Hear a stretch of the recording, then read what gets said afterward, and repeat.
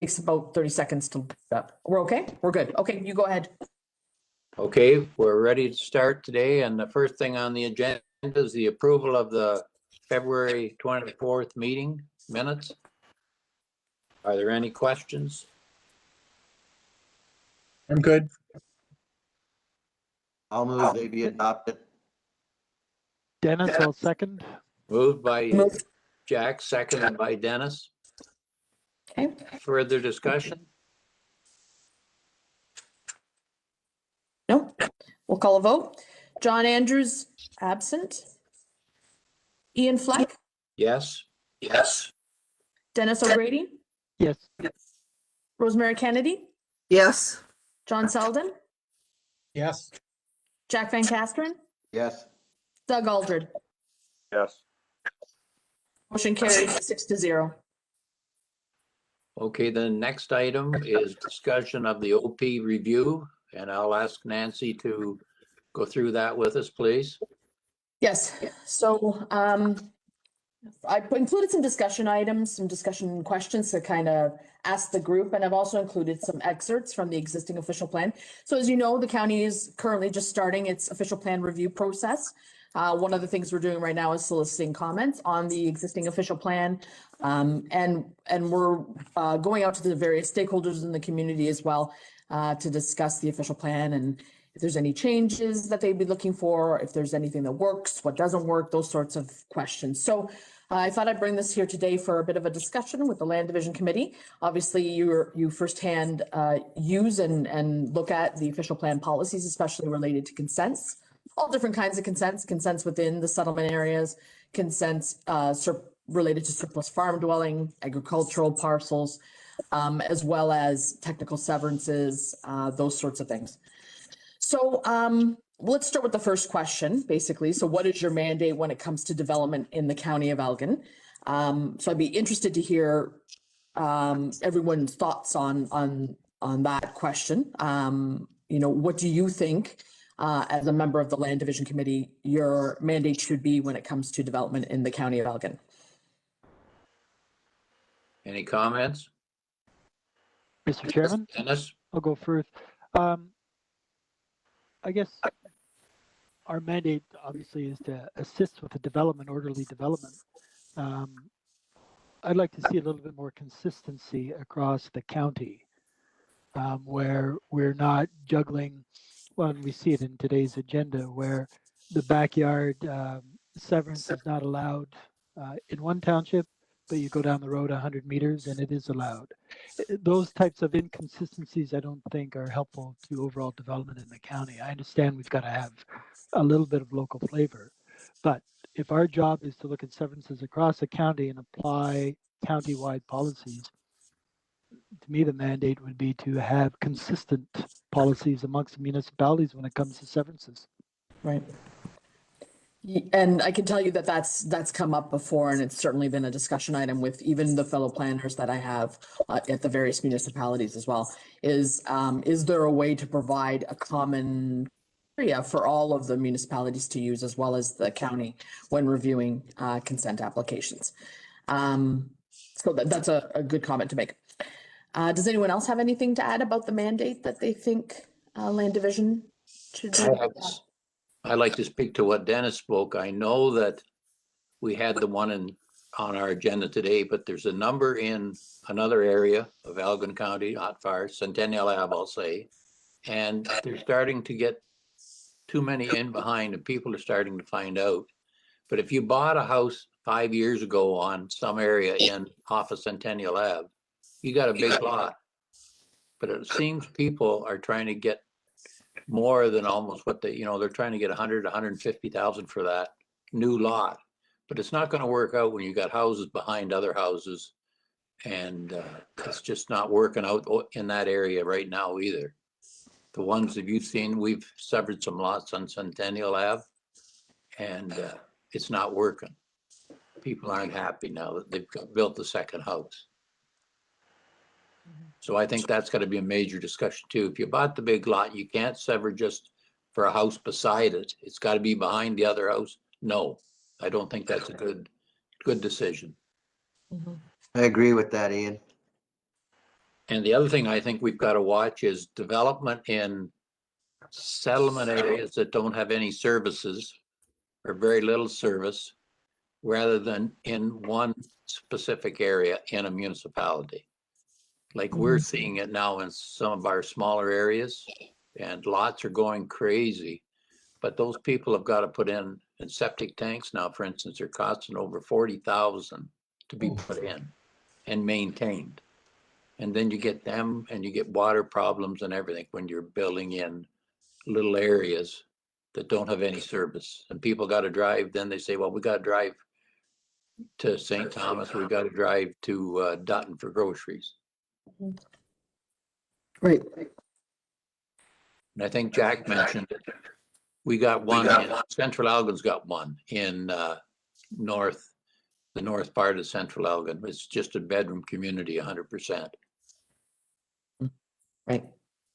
So there's no, I guess you could say there's no identity in these types of little settlement areas. Like there's no, it's really just a place for people to rest their head is what you're saying. It's just strictly a bedroom community. Don't you feel that way, Jack? Yeah, for the most part. Yeah. Okay. I think, Nancy, too, we've got to, with all the people from the GTA coming into this area, they can buy up 100 acres of farmland for less than the price of a house. And I think that we're going to have to guard against that over the next 10 years as more and more people realize that they can do that. And so I'd like to see a lot more strengthening somehow. I know we've got the provincial policy statement, but somehow strengthening the agricultural component of the severances.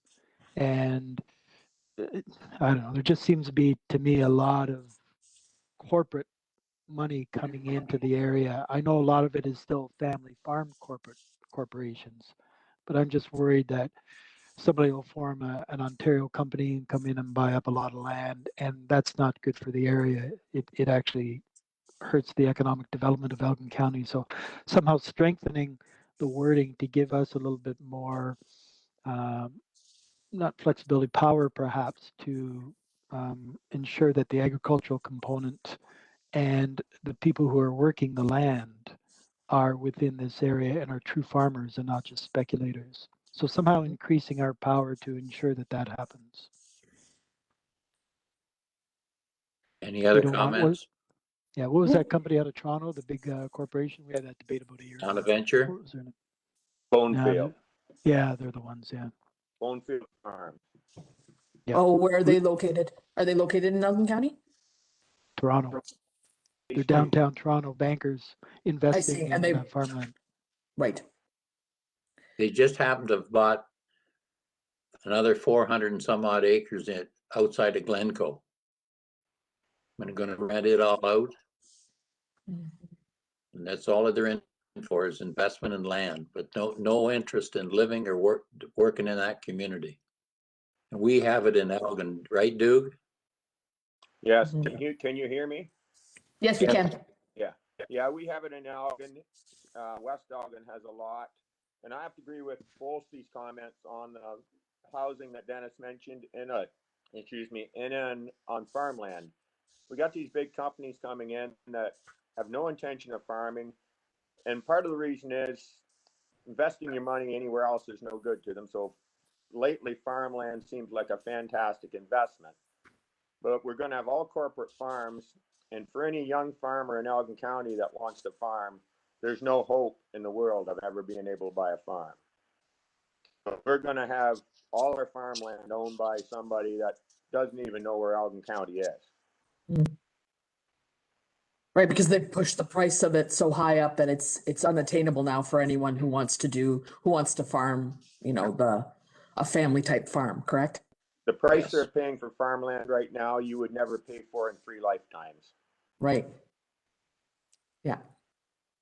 So I'm also hearing then that as part of the OP review, we should be looking at agricultural policies overall and trying to strengthen that that connection with the local and keeping farming local, ensuring that it's available for local farmers to use. I don't know how that's done, but that's definitely something that we can look at through the official plan review in terms of policies related to that. Excuse me. I know that it's come up before in other municipalities, so maybe there's new or interesting ways that people have tackled this through policy that we can look at. So I'll make a note of something like that as well. So that's good. Thanks. And I think Nancy, some of those things we've done to try and change the form, like there was one form in there that these big corporations weren't filling out at all, where they had to list where their home farm was. Mhm. We started saying that we wanted that, where local farmers that were severing, they had to put a list of all the farms they had. So if we're going to have a form that's got to be filled out to meet the standards, we have to make sure it's all included in the package. Sure. I agree. Agreed. Nancy, something that I don't know where it fit in, but there is a general feeling that all severances are good, that they help out the economies of our townships, that they bring investment, that they bring people, that they bring money. And there's been a lot of papers written that perhaps challenge that assumption. And so I'm wondering if sometimes we're making decisions based on what what feels good, but not in fact what helps out the county and the economy. I know there's an emphasis for development to be concentrated in villages and the small towns, but these houses, we're severing off a lot of them at every meeting, and what happens to them? We don't have any audit that says, in fact, are they good? I don't know. Just there's been studies like that done in other municipalities, and University of Guelph has published some studies that shows that severances are not the panacea that everybody thinks they are. And I'm just wondering if sometimes it might be helpful to have some of those studies. We may agree with the conclusions, we may not agree with the conclusions, but it won't hurt us to see what has been studied in other townships, in other counties, and see if, in fact, we can look at severances as a true economic generator, or we accept it that it's not, but it's something we want to do anyway. So instead of just sort of saying every severance is good because every severance brings people into the area, I'm not sure that's a valid assumption. I'd like to say one thing to that. Most municipalities, the house has to be habitable and be in decent shape. But what is happening now, and that made some in our area, for instance, I know got tore down because they weren't going to be. So the person buying the farm tore it down. But now it's a demand of the people from the city paying 3 times what the house brought 2 years ago. In one area in our township, a house sold 3 years ago for 150,000. Not much work on it, but that property brought almost 600,000 this year. And they're going to spend another 3 or 4 on the house. So that's what's happening now with some of this stuff too. Is people, the demand, the houses are sold within a day. Yeah. So is that good? I mean, is that, and that goes back to sort of my thoughts. Like, is that good? I mean, there's nothing wrong with farmers renting these out, and there's nothing wrong with them selling them. But every time we create a severance, then that is the potential that's going to happen. And is that what we want to strive for in our severances, to get the highest value out of these?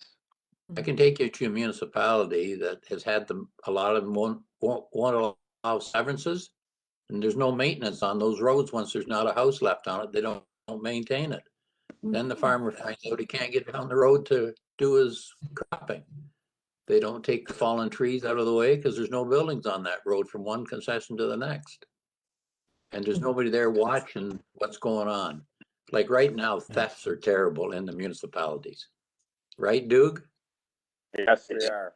Oh, There's a lot of things about this when you sever a house. That's good for the guy that buys the farm. He can sever that lot off and recapture some of the value of the farm. And it's mentioned, you have houses, they pay taxes, that keeps the roads up, they get service. But we're not seeing it in Elgin County yet. We're going to down the road. I know we are, but some areas, I've mentioned this before, where they've allowed all these houses to be severed off. Now they're wanting to sell the farms. You can, and with the stipulation that it can't be built on again, young farmers can buy a farm, but they can't build a house on it. So they're going to want all the farmers to live in municipalities. And if you've got a chicken barn or a hog barn or something on that farm, you want to be able to have a house on that farm too. So I can see why they've done this, but I can also see it's going to create problems in the future. Mhm. Yeah, certainly when, because I mean, that is the stipulation of all surplus farm dwellings, is removing the ability to add another house to the existing or the other farmlands. But I could see that in the future that could create problems as well, because if somebody wants to farm those lands and live on those lands, that option is not available to them.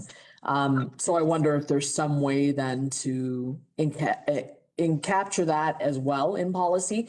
So if someone does want to live on the property, maybe then there's a special zone that recognizes you can build that house, but then you can never sever it or something to that effect. So we don't get that sort of strip development over time. Maybe there's the potential for something like that.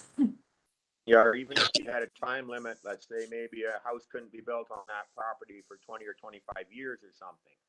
That stops people from building a house and severing it, building another house and severing it. But if that farmer wants to sell it down the road, it makes it a farm that's viable for somebody to buy that can actually build on it. Yes. Okay, just give me 1 second. Just writing this down. Hold on.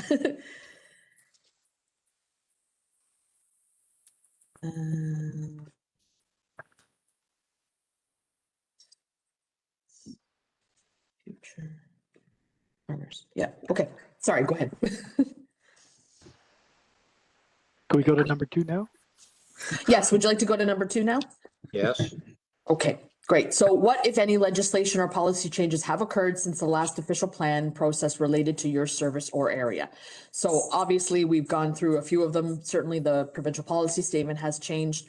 Although when it comes to agricultural lands, not a lot has changed from that perspective. So it's still pretty much the same types of policies related to surplus farm dwellings, the same types of policies related to protection of agriculture and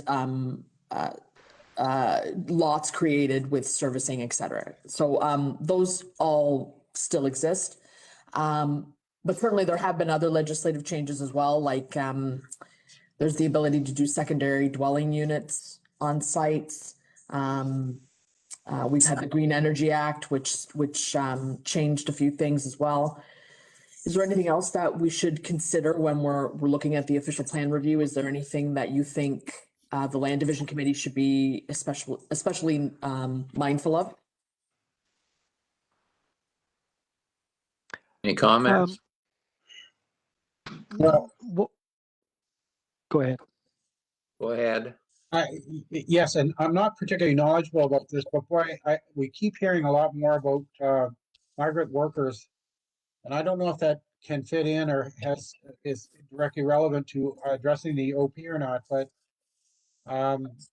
farmers are getting themselves in a real spot. We saw the protests in Oxford County.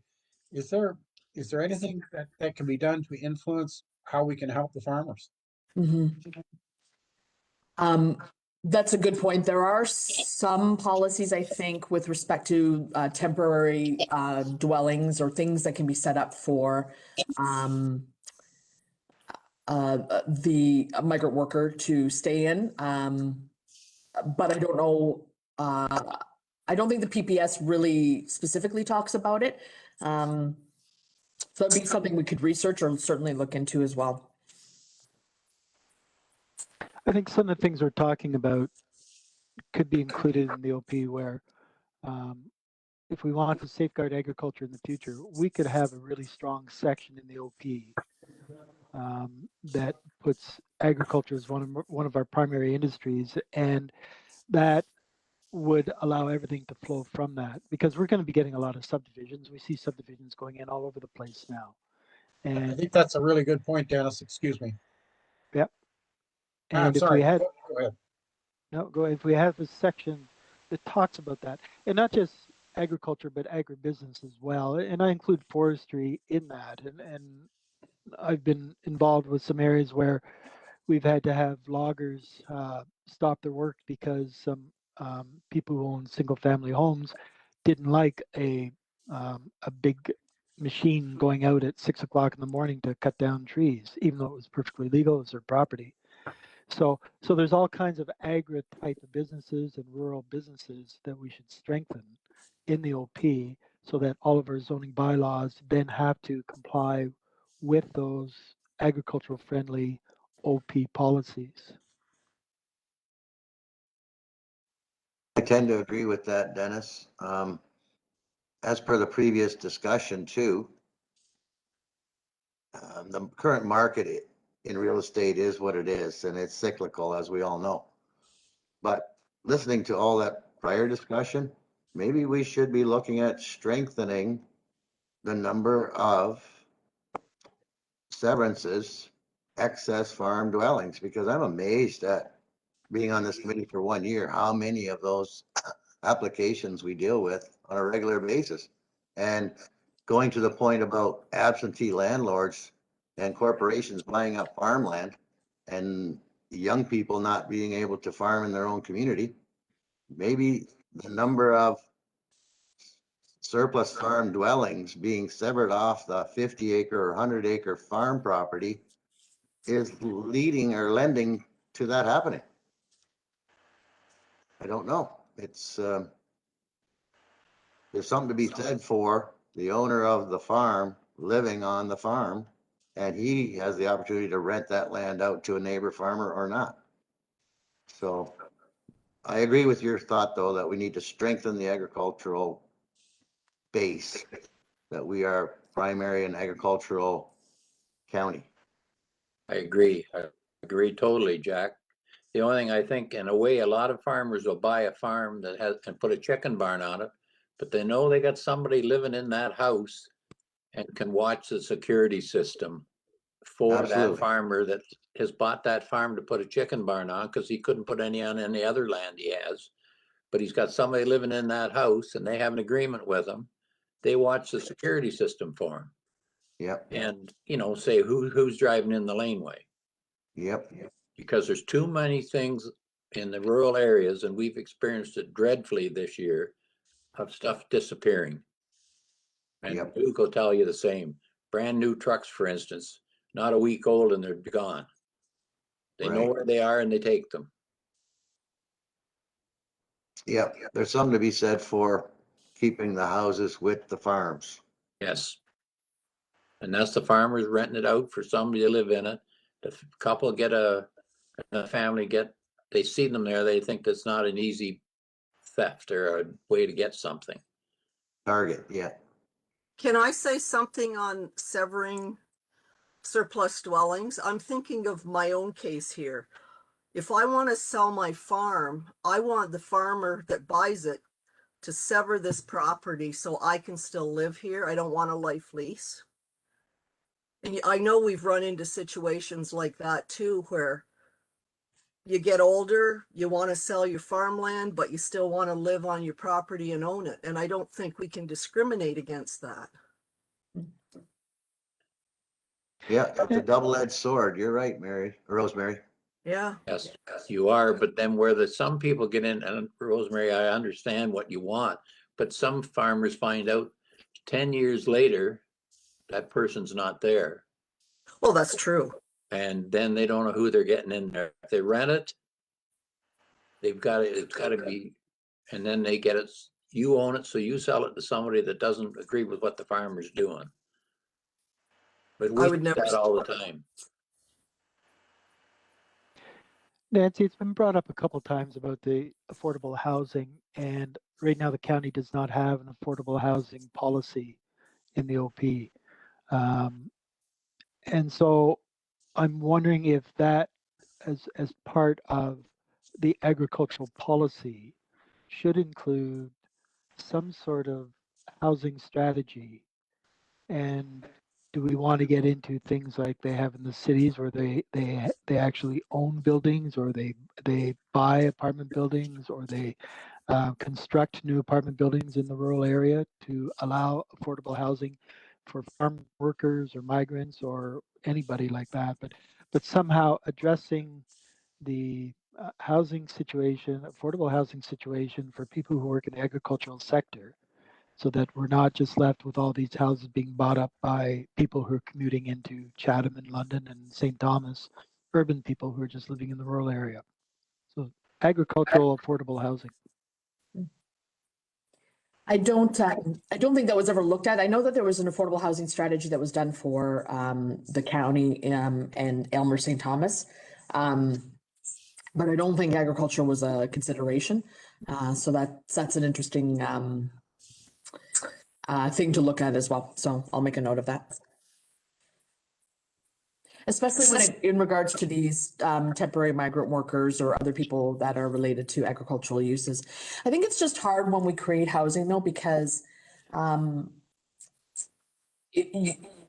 with every intention, for instance, that it goes to, for instance, migrant workers, it's hard then when to ensure that that's in fact what it's being used for after. It's kind of like the surplus farm dwellings. Once you sever and you sell, it could be, you know, so-and-so's son or what have you, but then in a few years, so-and-so's son moves out and then it becomes, you know, somebody from London who just wants to, you know, live in a potentially a cheaper house. So then you can't really control who buys properties or who lives there necessarily. So Probably wasn't in the official plan in the past because I think all the surplus farmhouses were being rented out. That was the affordable housing option in the county. yeah, That's right. Is that all? Number 2, can we get on to number 3 so we get through all 6 before 10 o'clock? sure.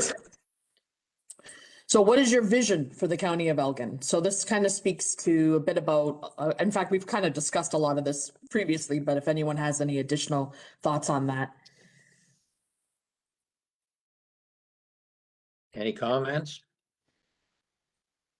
Not a comment so much. One thing is we're going to have to continuously address is we're going to continue to grow, and the water and the sewer, and you guys, especially down in the western part, you've got pipelines going all over the place. That's going to be a very expensive proposition.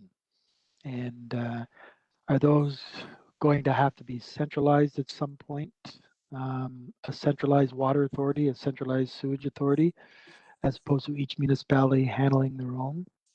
I think in 10 years, as our villages grow, as more people migrate, it's going to become a very expensive problem.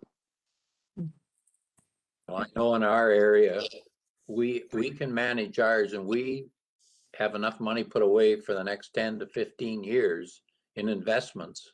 But we were fortunate, we put water lines into every farm for $10,000. That's total. They just had to pay from the meter box in.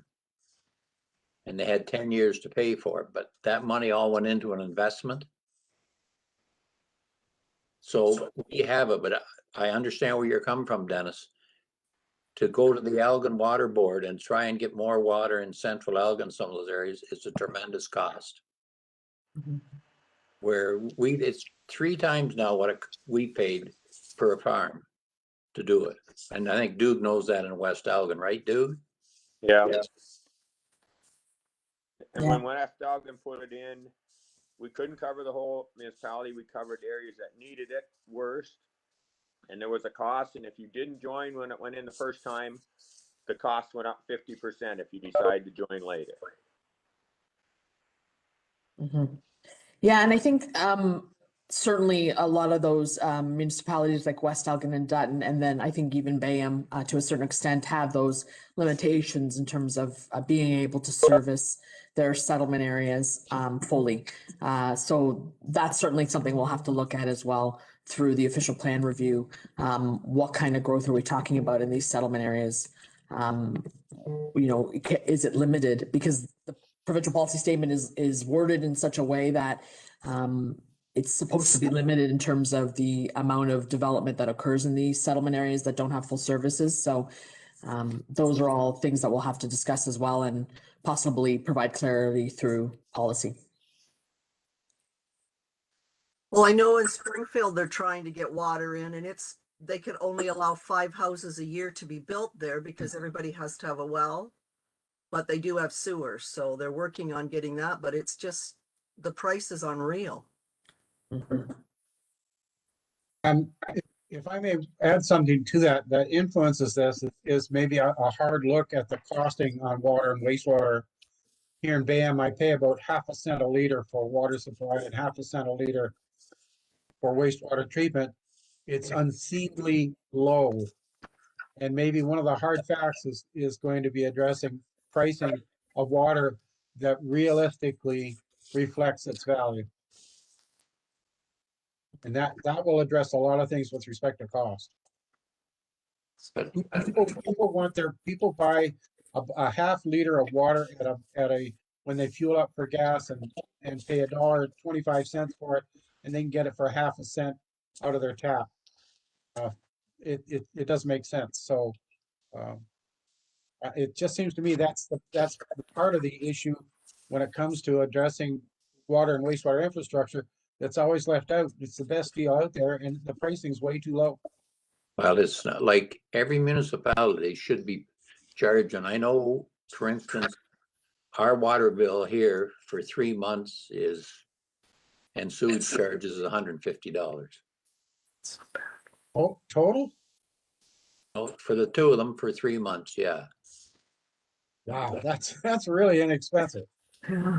But it's gonna get dreadfully higher because water costs are gonna go up at least 50% in the next 2 years from either Port Stanley or from Eagle or Grand Bend. Okay, well, but do you disagree with that? Or am I being too negative here, John? No, I think what's gonna happen is that, and it's being happened in Southwold, as you all know, you've seen it, they can't do any more building in either Fingal or Shedden without sewers. So plus they're building 200 more homes in Talbotville, I think, isn't that what it is, Nancy? 150? Yes, there's several subdivisions that are planned in Talbotville, Gore area. They're gonna And have, those, about 300 units, I think, overall. and they're gonna have 3 treatment plants. And those costs are gonna be horrendous. It'll be huge. And that's why I think, in a way, you've got to develop areas, leave the settlement areas alone in some areas, because you can't afford to put sewers in. And you just take away from more farmland around the small settlement areas and go to one main area. Mhm. So focus on one settlement area, for instance, to service, so that way, that's where the growth occurs. Is that what you're saying, Doug? Yeah. Yes, that's what I'm saying. Any further questions? Anything else on that? No? Okay, so moving on to question 4, what sections of the current official plan would you like to discuss? I think we've kind of gone all over the place, so I'm not sure if anyone else has anything to add on this one, because we have talked about obviously the consent policies, agricultural policies, servicing policies. Is there anything else that you, as land division, want to discuss? Is there anything in the policy about these properties that merge in title? Is that part of the official plan? So there is, but if we take the direction from the Planning Act, which basically that's where that comes from. So the problem is obviously, which ironically we will be talking about just after this, which is the Bill 88 legislation that potentially could be coming forward, which is in an attempt to kind of rectify that issue. Perfect. So with the merging, it's the way the Planning Act is worded, it automatically merges. And unfortunately, there's really no, basically, once that merge happens, there still needs to be a consideration based on policy and zoning. So oftentimes that can cause a problem in terms of you can't necessarily reestablish that lot line. And we do have policies in the official plan that speak to that. Okay. Well, I'm just concerned because it costs so much for them to unmerge them that I think there should be something in there that it shouldn't cost them a dime to unmerge something they didn't plan on merging. Mm-hmm. I'm of 2 schools of thought on that, because at this point, this provision has been in legislation for a very long time, at least 30 to 40 years. So it's been an ongoing occurrence. So unfortunately, it's incumbent on the lawyer, I guess, when these come up, to let the owners know that this could potentially be an issue. So I mean, we're relying basically on the lawyers to say you need to register this in a different name or you have to do something in order for these not to merge, that kind of thing. But at the same time, I am sympathetic of people who this has happened to. But at the same time, people could use it potentially as a way to, I don't know, maybe get around a certain provision because they know that a severance wouldn't be permitted. I'm not sure. But I'm just thinking kind of, there might be the people that sort of abuse that policy. So, but I'll make a note of that comment as well. I got it on this one. Anything else on that one, or should we move on to number 5? Can I make one quick comment? Of course. And that is there a case at all for starting to tie crop type to retained property, property size? I know there are minimal sizes for retained when it comes to agricultural land, but that's agricultural land in general. And the rest of you on council are far more knowledgeable about crop and farming than I am. But it seems that smaller lot sizes can be profitable based on some specialty crops, as opposed to, say, corn and grain of some sort. Is there any point in addressing what the limitations are, minimal limitations are, if the type of crop being grown can be shown to be profitable on the smaller size? Like asparagus, I guess, is one example. Any comment? No. Okay. John, I think there have been some studies done, I think, about the alternative sizes of farm parcels. I don't know that it's made its way into any legislation or anything like that, but I do know that there have been these alternative discussion papers on what could be an alternative size for a farm, like what is a viable farm size. But I think generally the 100 acres or the 40 hectares came from, I think, it's been a longstanding size limitation, I think.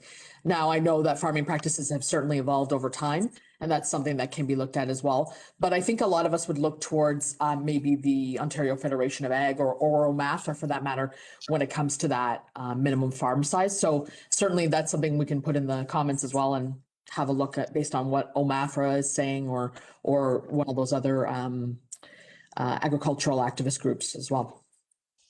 Thank you, Nancy. That's a great help. Like, I might make a little comment to that. Like, there is merit in that because we have certain areas in Elgin County, especially in the Mennonite community, where they can farm like market gardening or something, and they can make a very good living off a very small piece of property compared to what somebody growing corn or soybeans does per acre. That's right. Yes, thanks for that. I think you're right, dude. Okay, great. So we'll move on to question 5. What are your key priorities for the next 5 to 10 years? So what do you think Land Division Committee's key priorities should be for the next 5 to 10 years? I'm not going to be around. Well, and Well, for future generations, Rosemary. but to follow up on that, there are counties out there which have combined minor variances and land division. And so do we need to make a strong statement that we should continue to be separate?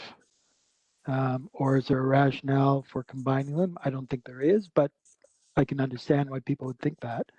But if we don't want to, say, for the sake of somebody's efficiency, want to be melded as one committee instead of two, we should make that strong statement about how we work and how we bring value as a separate committee. I'd like to just say that I think one of the main things coming up in the next 5 years or longer is going to be some of these severances with people from some areas coming out and want a big severance, and we can't do that. We've got to have one standard we work with, and that standard has to be, whether it's right now it's supposed to be 2 acres or less, right, Nancy? And we've got to stick to that. Otherwise, you're going to get people from the big cities want the big stuff. And it's the same in a subdivision. We have one outside in a settlement area. They bought 2 lots and put a house in the middle of it.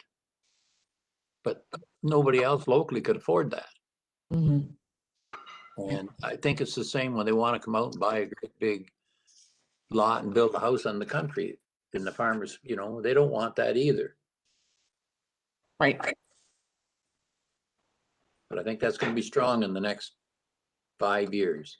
If financing and living stays the way it is, people moving out of the big city. Nancy, do we need to make any statements anywhere, committee? Do we need to make any statements anywhere about the resources available to our committee?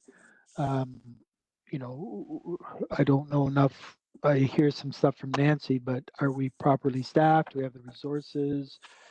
What's going on? Is there any statement we need to make that to strengthen how we can do our work? And if we've got the proper resources and make sure our staff are not working umpteen hours of overtime? Well, I like to just say one thing before Nancy is I give what we've gone through in the last year, and Nancy's now taken over. Nancy has another new employee going to be starting sometime shortly. Soon. And I like Nancy to go, but I think we've gone through a real hard time in the last year of changes and that. And I think Nancy's done a good job, and we're going to be right up to snuff when this new employee starts. I would agree with Ian's sentiments. Just so you are aware, we have hired someone. She will be starting April 6th. Her name is Ashleen Laverty, and she will be the secretary treasurer for the Land Division Committee, as well as a planning technician with the county. So she'll be able to provide that dual role, and she'll be, once again, you'll have a full-time staff who will be able to deal with Land Division Committee, set up everything, and devoted to basically the Land Division Committee. So I think in terms of resources, we also have Dawn now, which is really helpful when it comes to all of the administrative pieces as well. So I think we're in good shape going forward. We're not quite there yet, but we're very close, I think, so. Will Dawn continue to work with our committee with this new person you hired or not? That's up. Yes, absolutely. She will continue to be a resource for Land Division Committee as well. And as well as for Ashleen and the committee as a whole notices all of the things that she's been involved in previous. One of the things that I've been thinking about as a relatively new member compared to many of you is that our appointments are coincidental to the municipal elections, and it could happen that the entire committee, Land Division Committee, could be replaced. And I'm not sure that loss of continuity is a positive thing. And so I'd like to talk to the committee at some point, not in the last 10 minutes we've got here, about whether or not it makes sense to stagger the appointments. I know they're made by the municipalities, but I don't think it serves the county or landowners well if all of a sudden Nancy had 7 brand new people who've never been involved with this process before. I think if there was a 2-year or 3-year or 4-year staggering appointments, I think that would serve the county and the municipalities a lot better than replacing everybody and bringing everybody in. I mean, I'm into my 3rd year and I'm just starting to feel comfortable with all the processes that go on. So I know what it's like for the first year, and I don't think I made any useful work in the first year of my attendance on the committee. So something I'd like to talk first about. or second year, Dennis.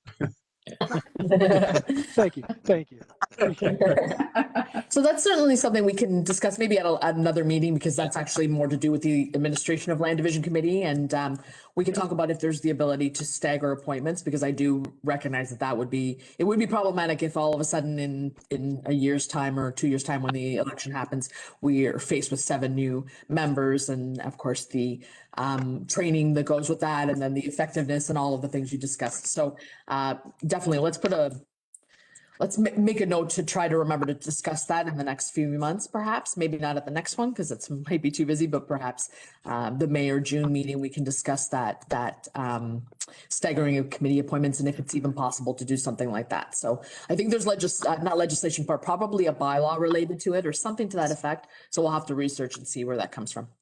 I do agree with that too, being on the committee for my last term, so. Yeah. Well, I think, yes, and each municipality appoints somebody, but it's up to the county to make the final appointment.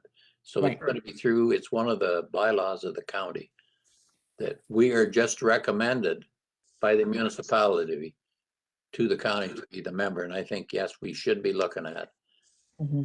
maybe a quotation. Agreed. Okay. Okay, great. So last question, how can the County of Elgin work with you? So I've also heard a lot of good feedback today about that. Is there anything else that you think the county can help or do with the Land Division Committee in terms of policy, but maybe even in terms of running the committee? Is there a case at all for a committee meeting to be held in one of our municipalities instead of at the Elgin County Council? Um, I really love coming into the Elgin County chambers and where we get together, but I still get a sense of isolation of the committee itself from the rest of the community. And, you know, could a committee meeting be held late afternoon or evening, once a year or twice a year at one of our specific uh, associated municipalities? Well, my understanding, my understanding is that we're a committee of the county council. Yes. And we are not, like I was told when one of the recommendations is, and I speak, but I let the municipality run their business. I'm sharing my, they won't be able to see it. I don't answer any questions.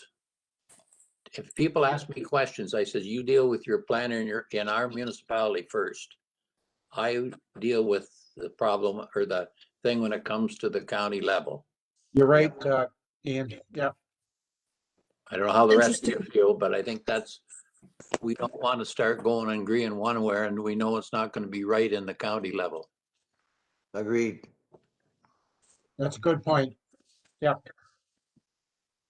I'm always a fan of a little bit of positive PR, and I know we do that once a year thing in front of county council, but hey, maybe if there's a homepage for the county of Elgin, maybe every once in a while they can put up a little blurb about the work that we do, and we do really good work here, but we don't really tell too many people about it. Well, So it's done once a year when there's an annual report Yeah. given every Yeah. fall in November. I believe that's right, Nancy? That's correct, yes. I just did one November. And November or December, I can't remember, but it was one of those, yeah. and that report gets out and I give the Elgin or the Elmer Express, they print it in for that report, gets a good report in that paper. But that is a good point, Dennis. Maybe we could do a better job of posting those sorts of things on our webpage as well. So people in the community can also see the work or the amount of work that a land division committee does. Okay. Is there anything else that anyone wants to discuss? I'd just like to make one other quick comment to the council in general. Since I'm in the furthest east municipality within Elgin, there's an application in for retail marijuana here in Port Burwell. So if you need a great supply, you know where to come. No. hey, John, my arthritis is acting up a little bit. I'll be sure to cut that. So Okay. we've got about 5 minutes to. Okay, we'll quickly go. Sorry, go ahead. For the first application? No, we do have Bill 88. I just wanted to let everyone know. So if you want to go to the second item on the agenda was Bill 88. So I found this synopsis it was done by OACA, I believe. And it goes over Bill 88 from the proposed changes that I discussed at the last meeting in a little bit more plain language, I guess you could say. And you can see some of those changes that they're proposing. As far as I know, Bill 88 continues to slowly go through the committee. But one of the things that Rosemary mentioned about the merging of properties, I think that would be fixed based on this Bill 88 change. Good. So something to just review in your spare time. And if you have any comments on it, maybe I ask that you bring them to either the next meeting or we can even discuss at the meeting after that if you'd like to. But you can review that as well. I think that's a good idea, Nancy. If anybody has any comments on that. We'll address it at the next meeting if we can find a minute or two. Yeah, I thought it was a good summary. Nancy, would all the planners in all the townships have a copy of that? I'm fairly certain that they would have it available as well. A lot of them are OACA members, but certainly we can let them know. Yes. What we'll do is we'll generally at the next meeting, we won't put it specifically as an agenda item, but we will just have our beginning part, which we'll keep to about 5 or 10 minutes. And as I mentioned previously, we have 15 applications for the next meeting, so we'll be very busy. So we'll start at 9, and then we'll just, if anyone wants to bring up Bill 88, we'll have a quick discussion on that potentially if anyone has anything. Okay? Okay. Is that agreeable? Yes. Sounds good? Great. I have a question on conference. Do we just register and send the invoice into you then? That's correct, yes. Okay, perfect. Thank you. Okay. You just want to get that great swag. That's why you want to get in there earlier.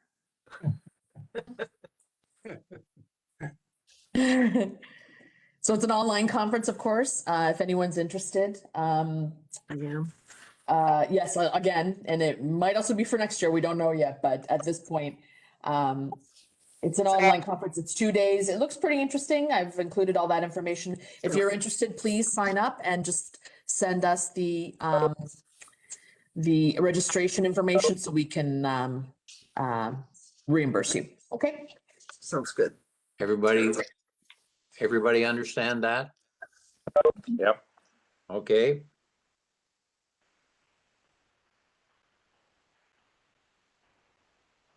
Okay, great. So we have 2 minutes before the first item starts, Ian. Yes. Okay.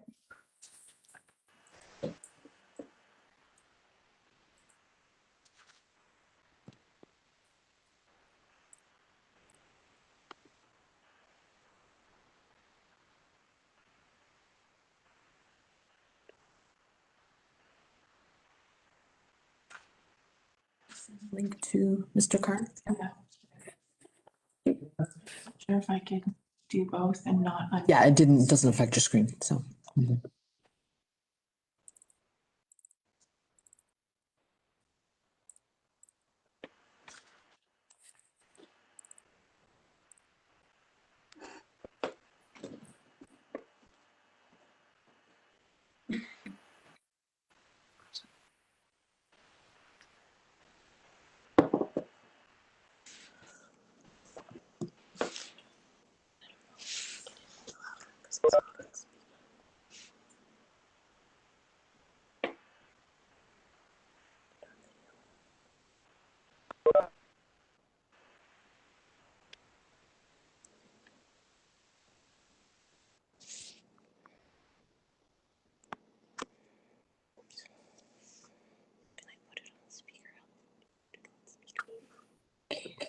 Okay, Nancy?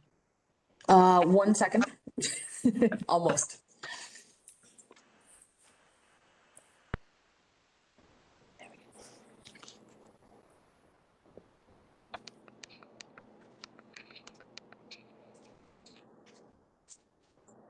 Okay, Ian, you can go ahead. Okay. The first one we have today is application E1121. An application has been made by Elgar Farms Limited, 52892 Vienna Line, Port Burwell, for a consent pursuant to section 53 of the Planning Act 1990 as amended to sever lands municipally known as 51271 Vienna Line, Township of Malahide.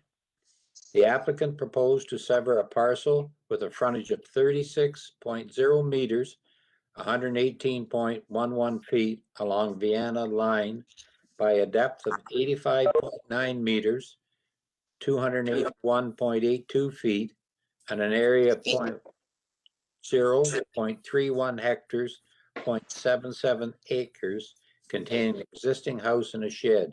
The owners are retaining 40.16 hectares, 99.24 acres, proposed to remain in agricultural use. applicant, if there's any applicants or agents and interested parties who wish to speak to this application, please introduce themselves to the committee. Hi, Elgar Farms is here. It's Kim and Dell. Thank you. Okay, Nancy? Okay, I'll go through the comments that were received.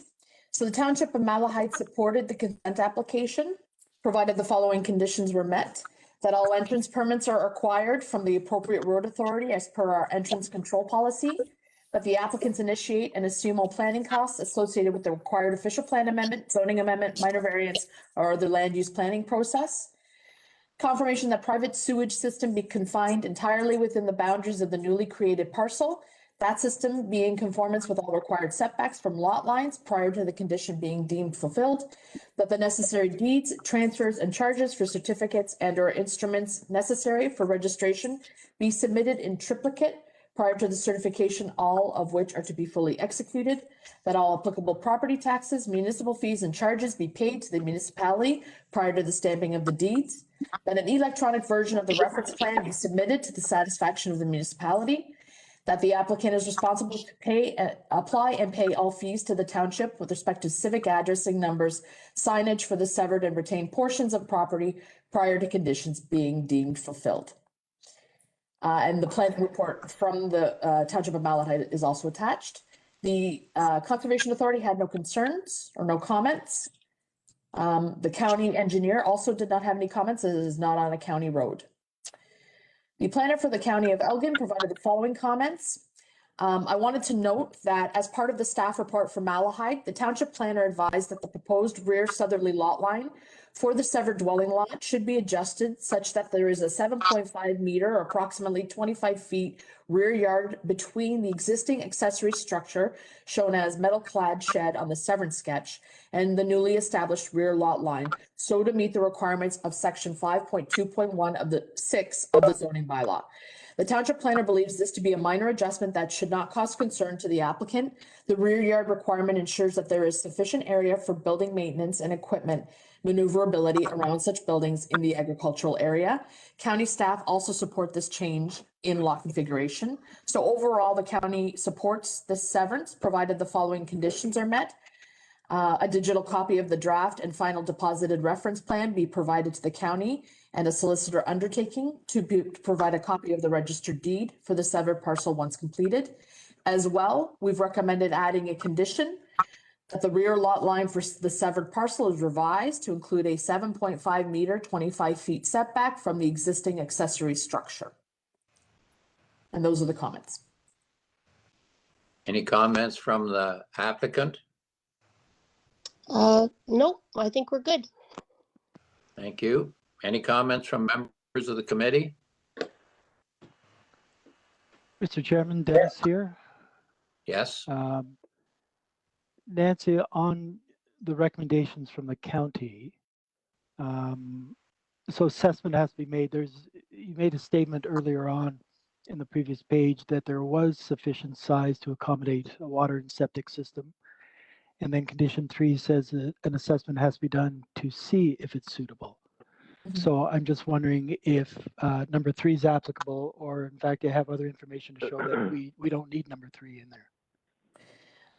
Through you, Mr. Chair, I think what the township typically does is they do receive the same information we receive as part of the application package. However, they always put in the standard to ensure that if there's anything that needs to be done or updated at the time of finalizing that consent, that they have the ability to ask for anything.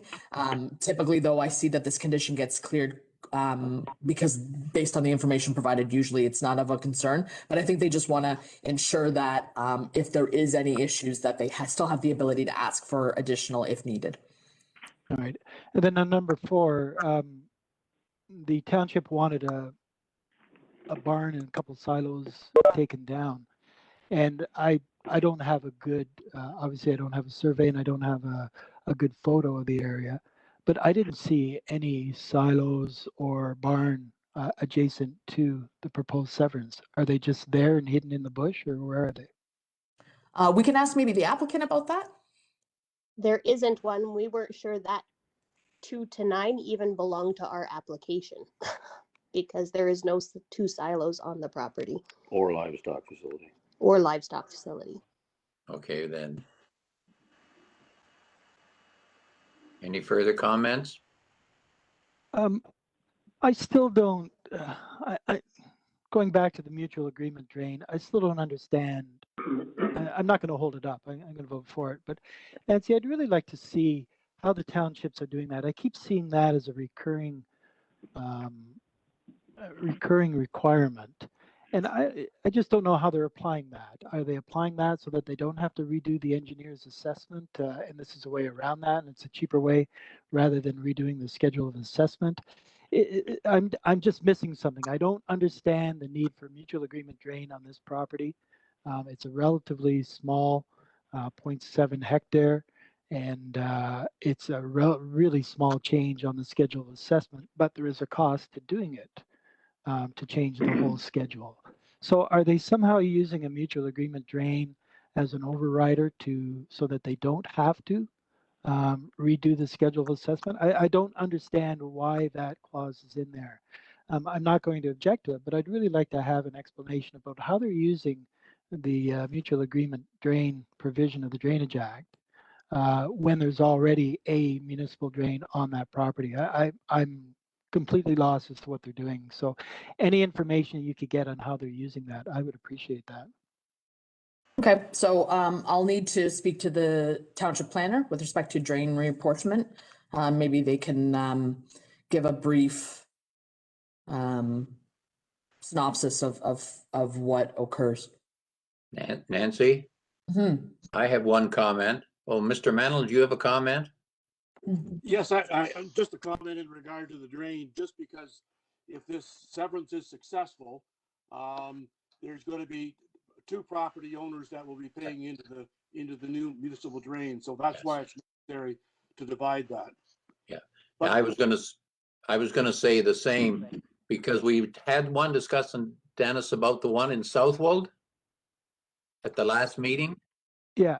And that drain did the 2 farms and did the 2 houses that were being severed to that main drain running to the south under the Fingal line. So he had to be named on that way. And the drainage inspector said to me, you have to be, so if they're ever assessed, if there's assessment for a new drain on there or a repair, they're automatically can be assessed. There's their names on the drain. And that's up to the municipality in one of their conditions, because we don't have anything to do with drains. Oh, I agree with you. I agree with you that on the schedule of assessment that the engineer does on a municipal drain, on a petition drain, it's got to be changed to the new owner. 100%. No, But his then name only has to be added. If that's the drains through the farm name still is on there. Isn't that right, Dave? that's correct, because right now there will be only 1 owner on this property, and if successful, there'll be 2 owners. And Yes. so it's very minor, but there's less than an acre and a half that will be severed off, and that will be assessed on any cleanouts or any repair to the drain going down in future history. Yep. Thank you. To you, Mr. Chair, it's Jack here. Yes, Jack. I'd just like to comment as well that as per the applicants, it does make one wonder if numbers 3 through 9 actually do belong to this severance application. They do not. My apologies. It looks like must have used a different template or cut and paste the wrong thing. So those are not the correct conditions. The correct conditions are from Malahide, the ones I had mentioned previously. So those are the conditions that we'd be looking at adding. So we'll make sure that we correct that for the final decision, just so you're aware. I Okay. apologize. Yeah, Thank you. that's for sure. Thanks, So we're Jack. having a discussion that may or may not even be relevant in this case, right? Yeah. Yeah. But just so you know, there is still the recommendation for the additional condition with respect to the changing of the actual severed lot to add in the 7.5 meters to allow for adequate setback from the parcel line to the existing shed. Yep, that's the important one. Yeah. I'm going to move Everybody that understand this that? application be accepted with that condition. I've asked for a seconder first, then I'll second it. Nancy. Any questions? Dave? Just a comment. Thank you, Ian. It's been probably 25 years since I've been on the land division, but I'm seeing that it's still working efficiently. I just want to make a comment in favor. The township has spoken in favor of this application, but it's also a neighbor to me, and I'm always been an advocate of selling off surplus farmhouses. And as agricultural industry gets larger and larger, we Yes. see down the road that there's maybe 1 or 2 owners and probably 10 houses. And if we don't sever these off and allow it to be under private ownership, if it's rented out, they just fall apart and lose our tax base. So certainly I'm in favor of this and of this application. Yes. Any further questions? Mr. Chair, can I ask a really quick question, just to follow up from Dennis's original comments? That as an application, there's very little, there's no bacteriological results or anything like that. And maybe Nancy, you were just saying that's addressed more at the local level anyway, but it just doesn't have a lot of that information. Through you, Mr. Chair, I believe this application, I think they're on, I'd have to go to my comments. Let me just double check here. Well, it says there's a surplus dwelling private well, and it appears to be okay, which I wonder if is adequate, but. Just one second. And while Nancy's looking up that, back to you, John, on that. My understanding with land division, the municipality is responsible for the house to have good water and good septic. It's their responsibility. We are not, it's up to them. If they don't have the proper figures or proper reports, then they shouldn't be sending it to us. We shouldn't necessarily then be making a concern about it when we're doing our assessment. My understanding, that's the way it is because they're responsible in their area for the septic system and the well or the pipeline water. Okay. All right. Sorry to take that time. No, Mr. Chair. One quick comment there, Ian. Yes. Back to Dennis. I think you explained the mutual drain thing, but from what I'm understanding, they're talking a municipal drain and a mutual drain agreement. Is this both on the same drain? Yeah, that's what I find confusing. Like, is there 2 drains, or are they talking the same thing, like a mutual drain reassessment and mutual drain agreement on the same drain? So it sounds like it's almost like and Dave, you can correct me, it sounds like it's an overlay. You're using the mutual agreement to avoid having to rip open the schedule of assessment from the engineer and go through all that crap. You're just using Section 2 of the Act to put an overlay about how the new person and how much they'll pay in future assessments of the drain. Is that how you're working it? Do you have any comment, Mr. Mennel? I don't have the application in front of me, so I do know there's only one municipal drain going through that property. Well, my understanding is when you have a severance, that the drain, they have to be told what their assessment charge could be, or some kind of, they're responsible for so much of the drain. But we should check into that, I guess, but that's true on a municipal drain, but I'm not seeing where the mutual drain agreement, like, I always understood those are 2 different things. Because a mutual agreement drain under the Act, it's an agreement between 2 adjacent landowners. So you can't. It has nothing to do, it's not recorded in the municipality. And you still have to register it. So there's a cost involved with drawing up the agreement, getting it registered on title, and as opposed to, and I can understand if it's being used to short circuit, opening up the schedule of assessment, because the schedule of assessment, this is relatively straightforward. It's 1% of the whatever's being paid, and even that's probably too much. I mean, it's again, there's no benefit. You're just paying for outlet for a 1 acre parcel, 0.7 acre parcel, and the county or the township road is paying part of that as well. So it just seems like a convoluted process. But if it's being used to circumvent having to open up the schedule of assessment, I can understand that. But I'm just not sure. You've got two legal agreements now on drainage under two separate sections of the Act on this 0.7 acre parcel.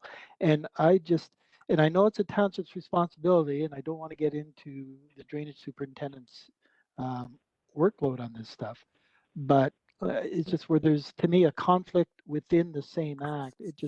I just don't understand it. I'm not going to hold it up. No. I don't lay awake at night thinking about it, but it just seems awkward and convoluted, and I just don't understand why it's being done the way it's being done. And that's why I just like to understand it a little bit more from the drainage superintendent's point of view. But that isn't part of the conditions. No. Those conditions are for a different one entirely, so that doesn't even apply to this application.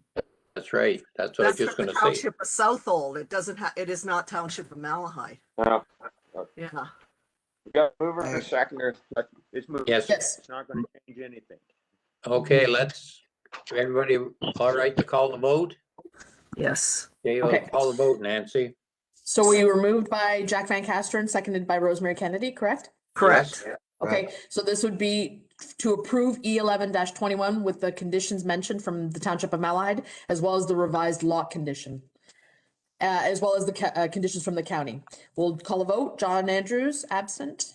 Ian Fleck, Yes. Dennis O'Grady, Yes. Rosemary Kennedy, Yes. John Selden, Yes. Jack Van Casteren, Yes. Doug Aldred. Yes. Motion carries 6-0. Okay, we're on to 1221. No, Ian, you have to read the statement. Oh, yes, sorry. Okay. The decision rendered today for this application will be circulated within 15 days after the notice.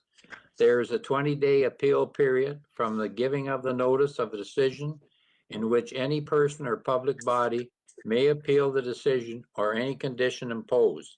If no appeal is received within 20 days of the giving of the notice, the provisional consent becomes final. The applicant has 1 year to meet the conditions imposed and submit the necessary documents for a certification, or the consent will lapse and a new application will be required. Please leave the identification signs in place until the appeal period ends, after which they can be removed. If you would like to be notified of today's decision, please request a copy by contacting Nancy Pasto at npasto@elgin.ca. A copy of the comment package is also available upon request, includes all the correspondence received. Thank you.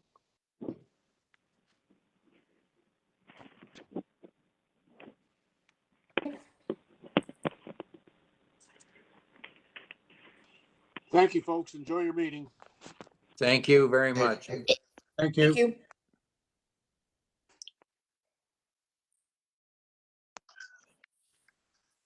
Mr. Chair, just before we start this one, and a quick question to Nancy. The next two are similar. Nancy, are the conditions, I read them through, but I could have missed something. Are the conditions and all the statements the same for the two, or is there different wording in one of them that I just missed in my reading through? They look to be exactly the same for both of these next two. Is that correct? That's correct. Through Okay. you, Chair, that the conditions are identical. They are severing two lots, right? That is correct. Yes. Two lots, but obviously two considerations, so two sets of comments, but the conditions will be similar. Yes. So we'll deal with E1221. And take notice that an application has been made by James Price and Robert Miller, 22003 Queen Street, Rodney, for consent pursuant to Section 53 of the Planning Act, as amended to sever lands municipally known as 22003 Queen Street, Municipality of West Elgin. The applicants propose to sever a parcel with a frontage of 20.0 meters, 65.62 feet along Queen Street by a depth of 61.003 meters, 200.14 feet on an area of 0.12 hectares, which is 0.30 acres. The owners are retaining 3 hectares or 7.41 acres proposed to remain in residential use. If we have any of the applicants or their agents and interested parties who wish to speak to this application, please introduce yourselves to the committee. Yes, it's Dan McKillop. Thank you. And if I could make a comment before you start, Mr. Fleck, regarding the names, and I do that out of respect. James Price is on it. We can't change that. I'd like to recognize that it's the late James Price. Yes, Nancy has a copy of the death certificate. Thank you. we have a copy too as well. Thank you. Okay, Nancy, please. I'll start with the municipality of West Elgin. So the municipality of West Elgin recommended approval to the Land Division Committee, provided the following conditions are met. That prior to the decision being made by the Land Division Committee, that the severed parcel be revised from 20 meters frontage to 19.7 meters of lot frontage, and that it is acknowledged that the retained parcel's area is approximately 2.76 hectares or 6.5 acres, different from that contained in the application and notice. So if you read the West Elgin's comments, the reason they've asked for this site change in frontage is because they want to ensure that the retained lands continue to have 20 meters of frontage to allow for a future road access and a future subdivision to be able to access the road there. So that is their recommendation.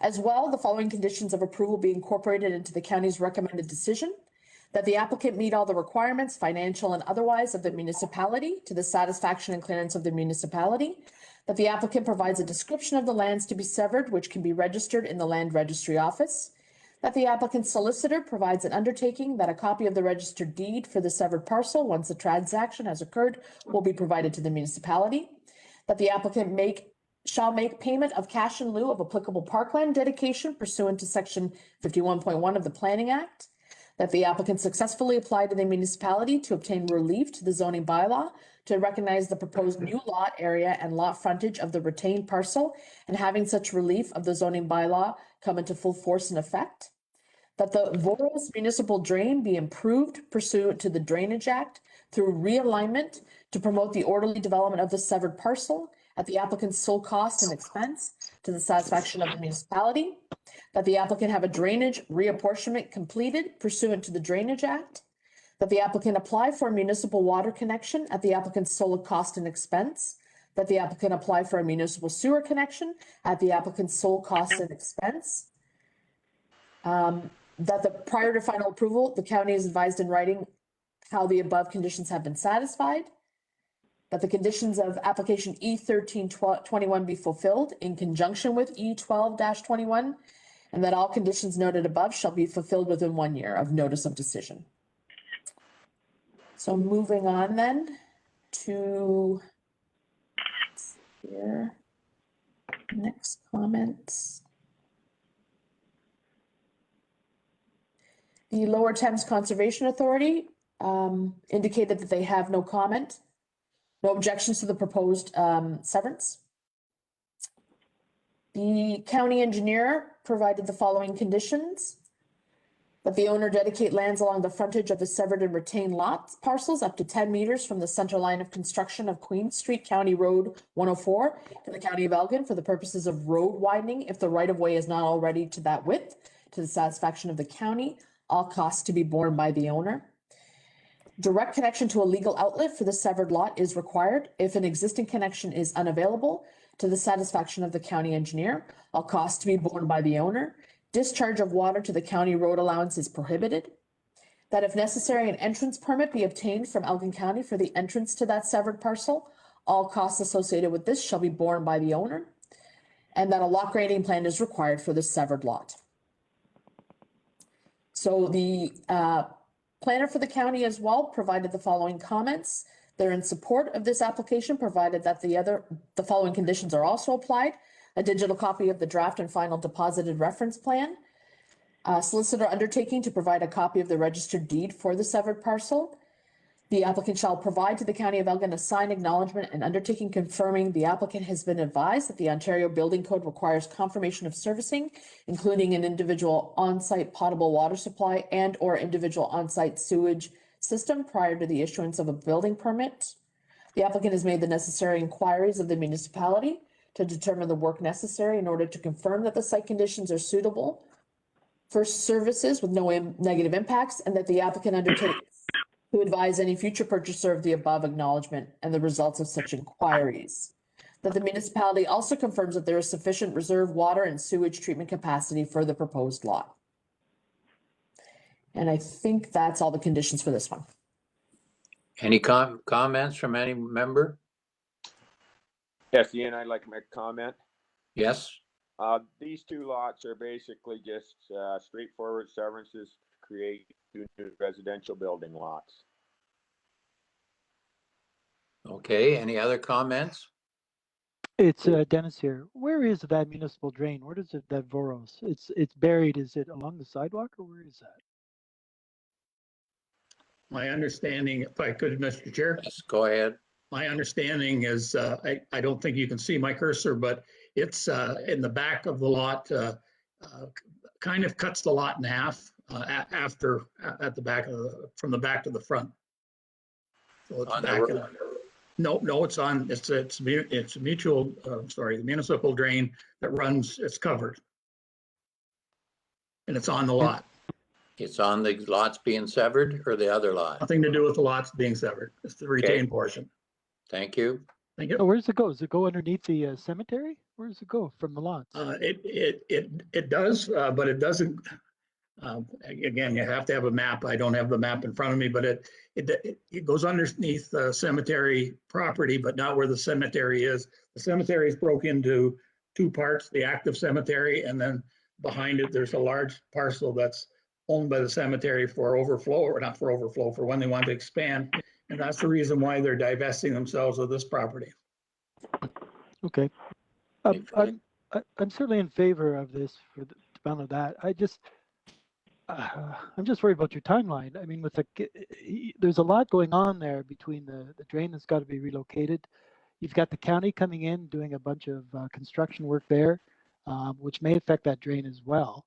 And to get all of that done and all of the approvals from the township, the municipal drain, the county, the reconstruction of Queen Street, I think you can get all that done in a year. Dan? Yeah, so the short answer is, Dennis, I'm sorry, Mr. McGrady, is that I don't know. And these are the first time I've heard the conditions. And so if I don't see it being an issue, but I have to do more research on it. But it's, I don't see it being an issue getting it done, but that doesn't mean I'm right. And if it is, then I guess and they do not have to sell. This isn't, they're not in a hurry. So and I haven't put the lots up for sale because I want to make sure, one, that this is approved if you're kind enough to do it. But then now with these conditions, I won't put it up for sale. Yes, so that's up to the two people that are doing it and through Mr. McKillop and the municipality. It's nothing to do with us. Any further comment? That's correct. I do, Ian, it's Stu here. I do see there is a lot of conditions to be met there. Some of them are like the Queen Street construction. I don't think is going to affect this in any way. But if there is any bottlenecks, I have a feeling it's not going to be on the applicant's problem. No. It's going to be because they've been delayed by some government body. Yes. And so recognizing that in government bodies are quite notorious for delaying things, how do we help out the applicant here? What happens if they miss the deadline? Is there a reapplication fee after the 1 year? I need to have my memory refreshed on that. Yes, that's right. Through you, Mr. Chair, if they cannot meet the conditions within the 1 year time frame, they'll be required to reapply. That's and right. so we can deal with it. We can deal with it at that point. If he can't meet the 1 year deadline, then we can deal with it at that point. Okay. All right. That's right. Yeah. I think, Mr. Chair, I think the Bill 88 is addressing that issue circumstance, unless I'm mistaken, but Yeah. Nancy, may I ask another quick question? The retained ahead. property, the retained line, I'm sorry, Ian, the retained, Oh, I thought you were gone. No. But I kept hearing this whistling, and I didn't know. I don't want to leave this. No, don't leave it. They've changed, which is what I had. Somebody want to put somebody on What- mute there, Mr. Chair? Who else is on? Dan McKillop's on because he's he wants to sell them. Anyway, Sounds like because Robert there's not Connor. enough room, so they've cut them back to 19.7. So there's 20 meters. Okay, for a I don't know how road. to. Excuse me, Mr. Nancy- Karn? Mr. Karn? Oh, Okay, great. Sorry, go ahead. Go ahead then.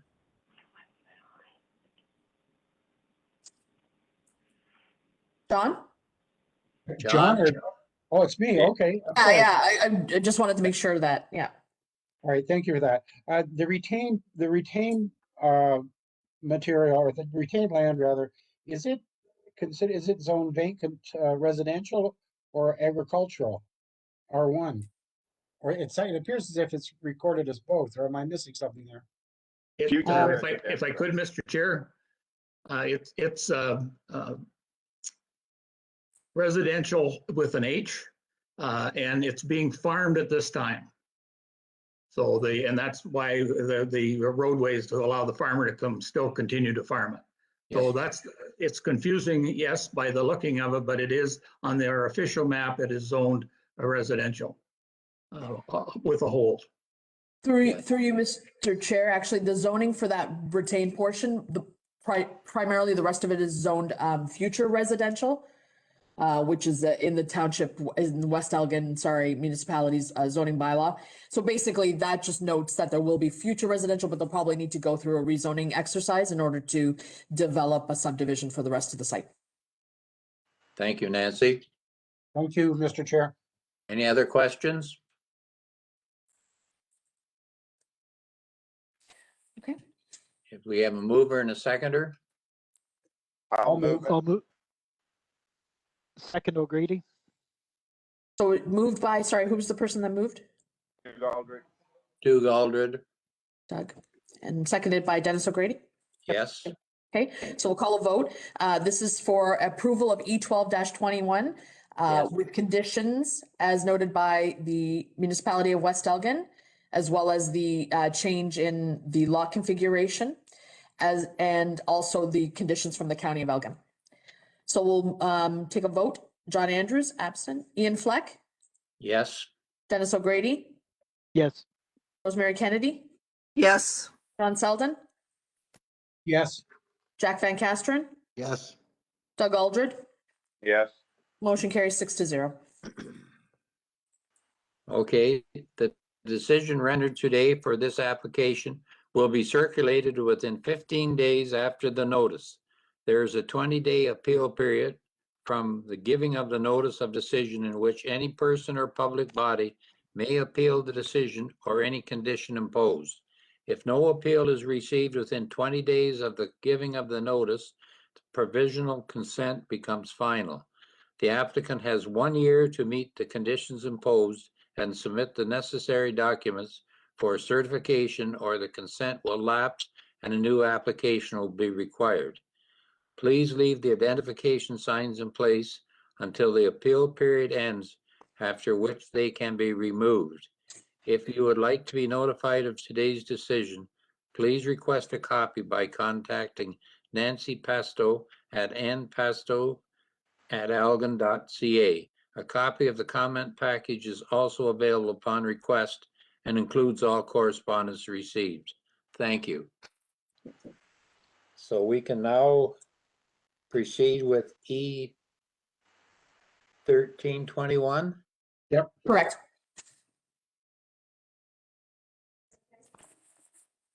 Take notice that an application has been made by James Price and Robert Miller, 22003 Queen Street, Rodney, for consent pursuant to Section 53 of the Planning Act 1990 as amended to sever lands municipally known as 22003 Queen Street, Municipality of West Elgin.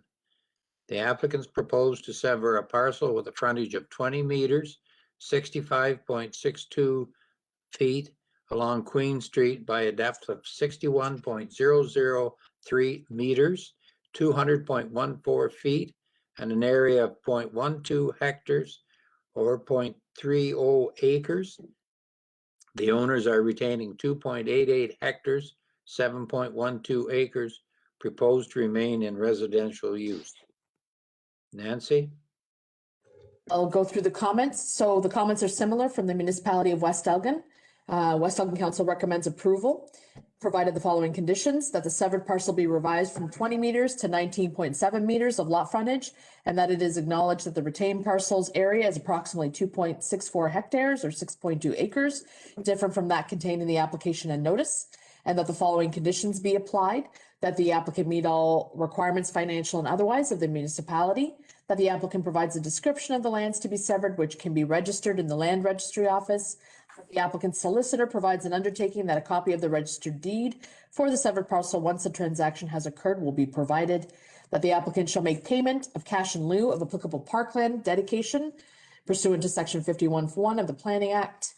That the applicant successfully applied to the municipality to obtain relief to the zoning bylaw to recognize the proposed new lot area and lot frontage. That the Voros municipal drain be improved pursuant to the Drainage Act through realignment to promote the orderly development of the severed parcel at the applicant's sole cost and expense. That the applicant have a drainage reapportionment completed pursuant to the Drainage Act. That the applicant apply for a municipal water connection at the applicant's sole cost and expense. That the applicant apply for a municipal sewer connection at the applicant's sole cost and expense. That the conditions of application E12 be fulfilled in conjunction with application E1321, and that all conditions noted above shall be fulfilled within 1 year of the notice of decision. So I'll just skip ahead then. Lower Thames Conservation Authority provided their comments. They have no objection to the proposed severance. The county engineer has requested that the owner dedicate lands along the frontage of the severed and retained lots parcels up to 10 meters from the center line of construction of Queen Street, County Road 104 to the County of Elgin for the purposes of road widening, if the right-of-way is not already to that width, to the satisfaction of the county engineer, all costs to be borne by the owner. Direct connection to a legal outlet for the severed lot is required. If an existing connection is unavailable, to the satisfaction of the county engineer, all costs to be borne by the owner. Discharge of water to the county road allowance is prohibited. That if necessary, an entrance permit be obtained from Elgin County for the entrance to the severed parcel. All costs associated with this shall be borne by the owner, and that a lot grading plan is required for the severed lot. And the planning comments from the County of Elgin, they're in support of this application, provided the following conditions are also added: a digital copy of the draft and final deposited reference plan, solicitor undertaking to provide a copy of the registered deed. The applicant shall provide to the County of Elgin a signed acknowledgement undertaking confirming the applicant has been advised that the Ontario Building Code requires confirmation of servicing. The applicant has made the necessary inquiries of the municipality to determine the work necessary in order to confirm that the site conditions are suitable for the long-term provision of services. And the applicant undertakes to advise any future purchaser of the above that the municipality confirms that there is sufficient reserve water and sewage treatment capacity for the proposed lot. And those are all the comments and conditions.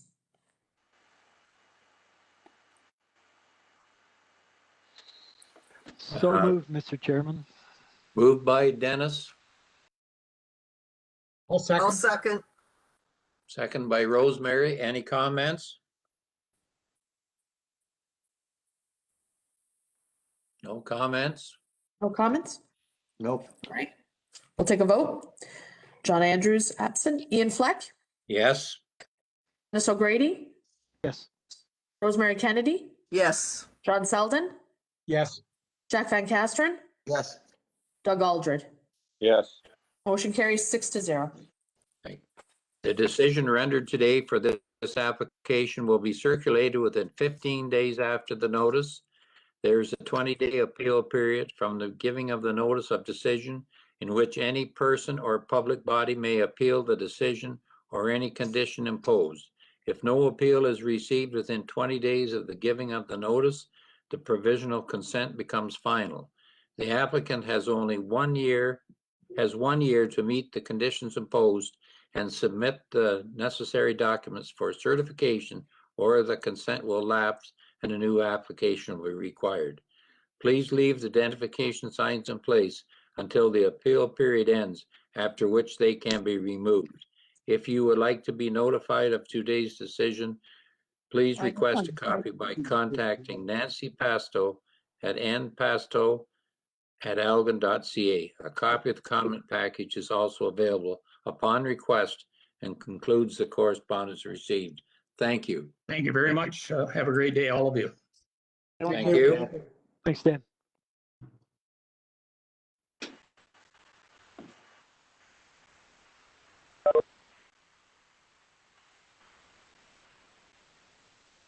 Ian, when you're ready, we can start the next item. Okay, I'm just ready to start now.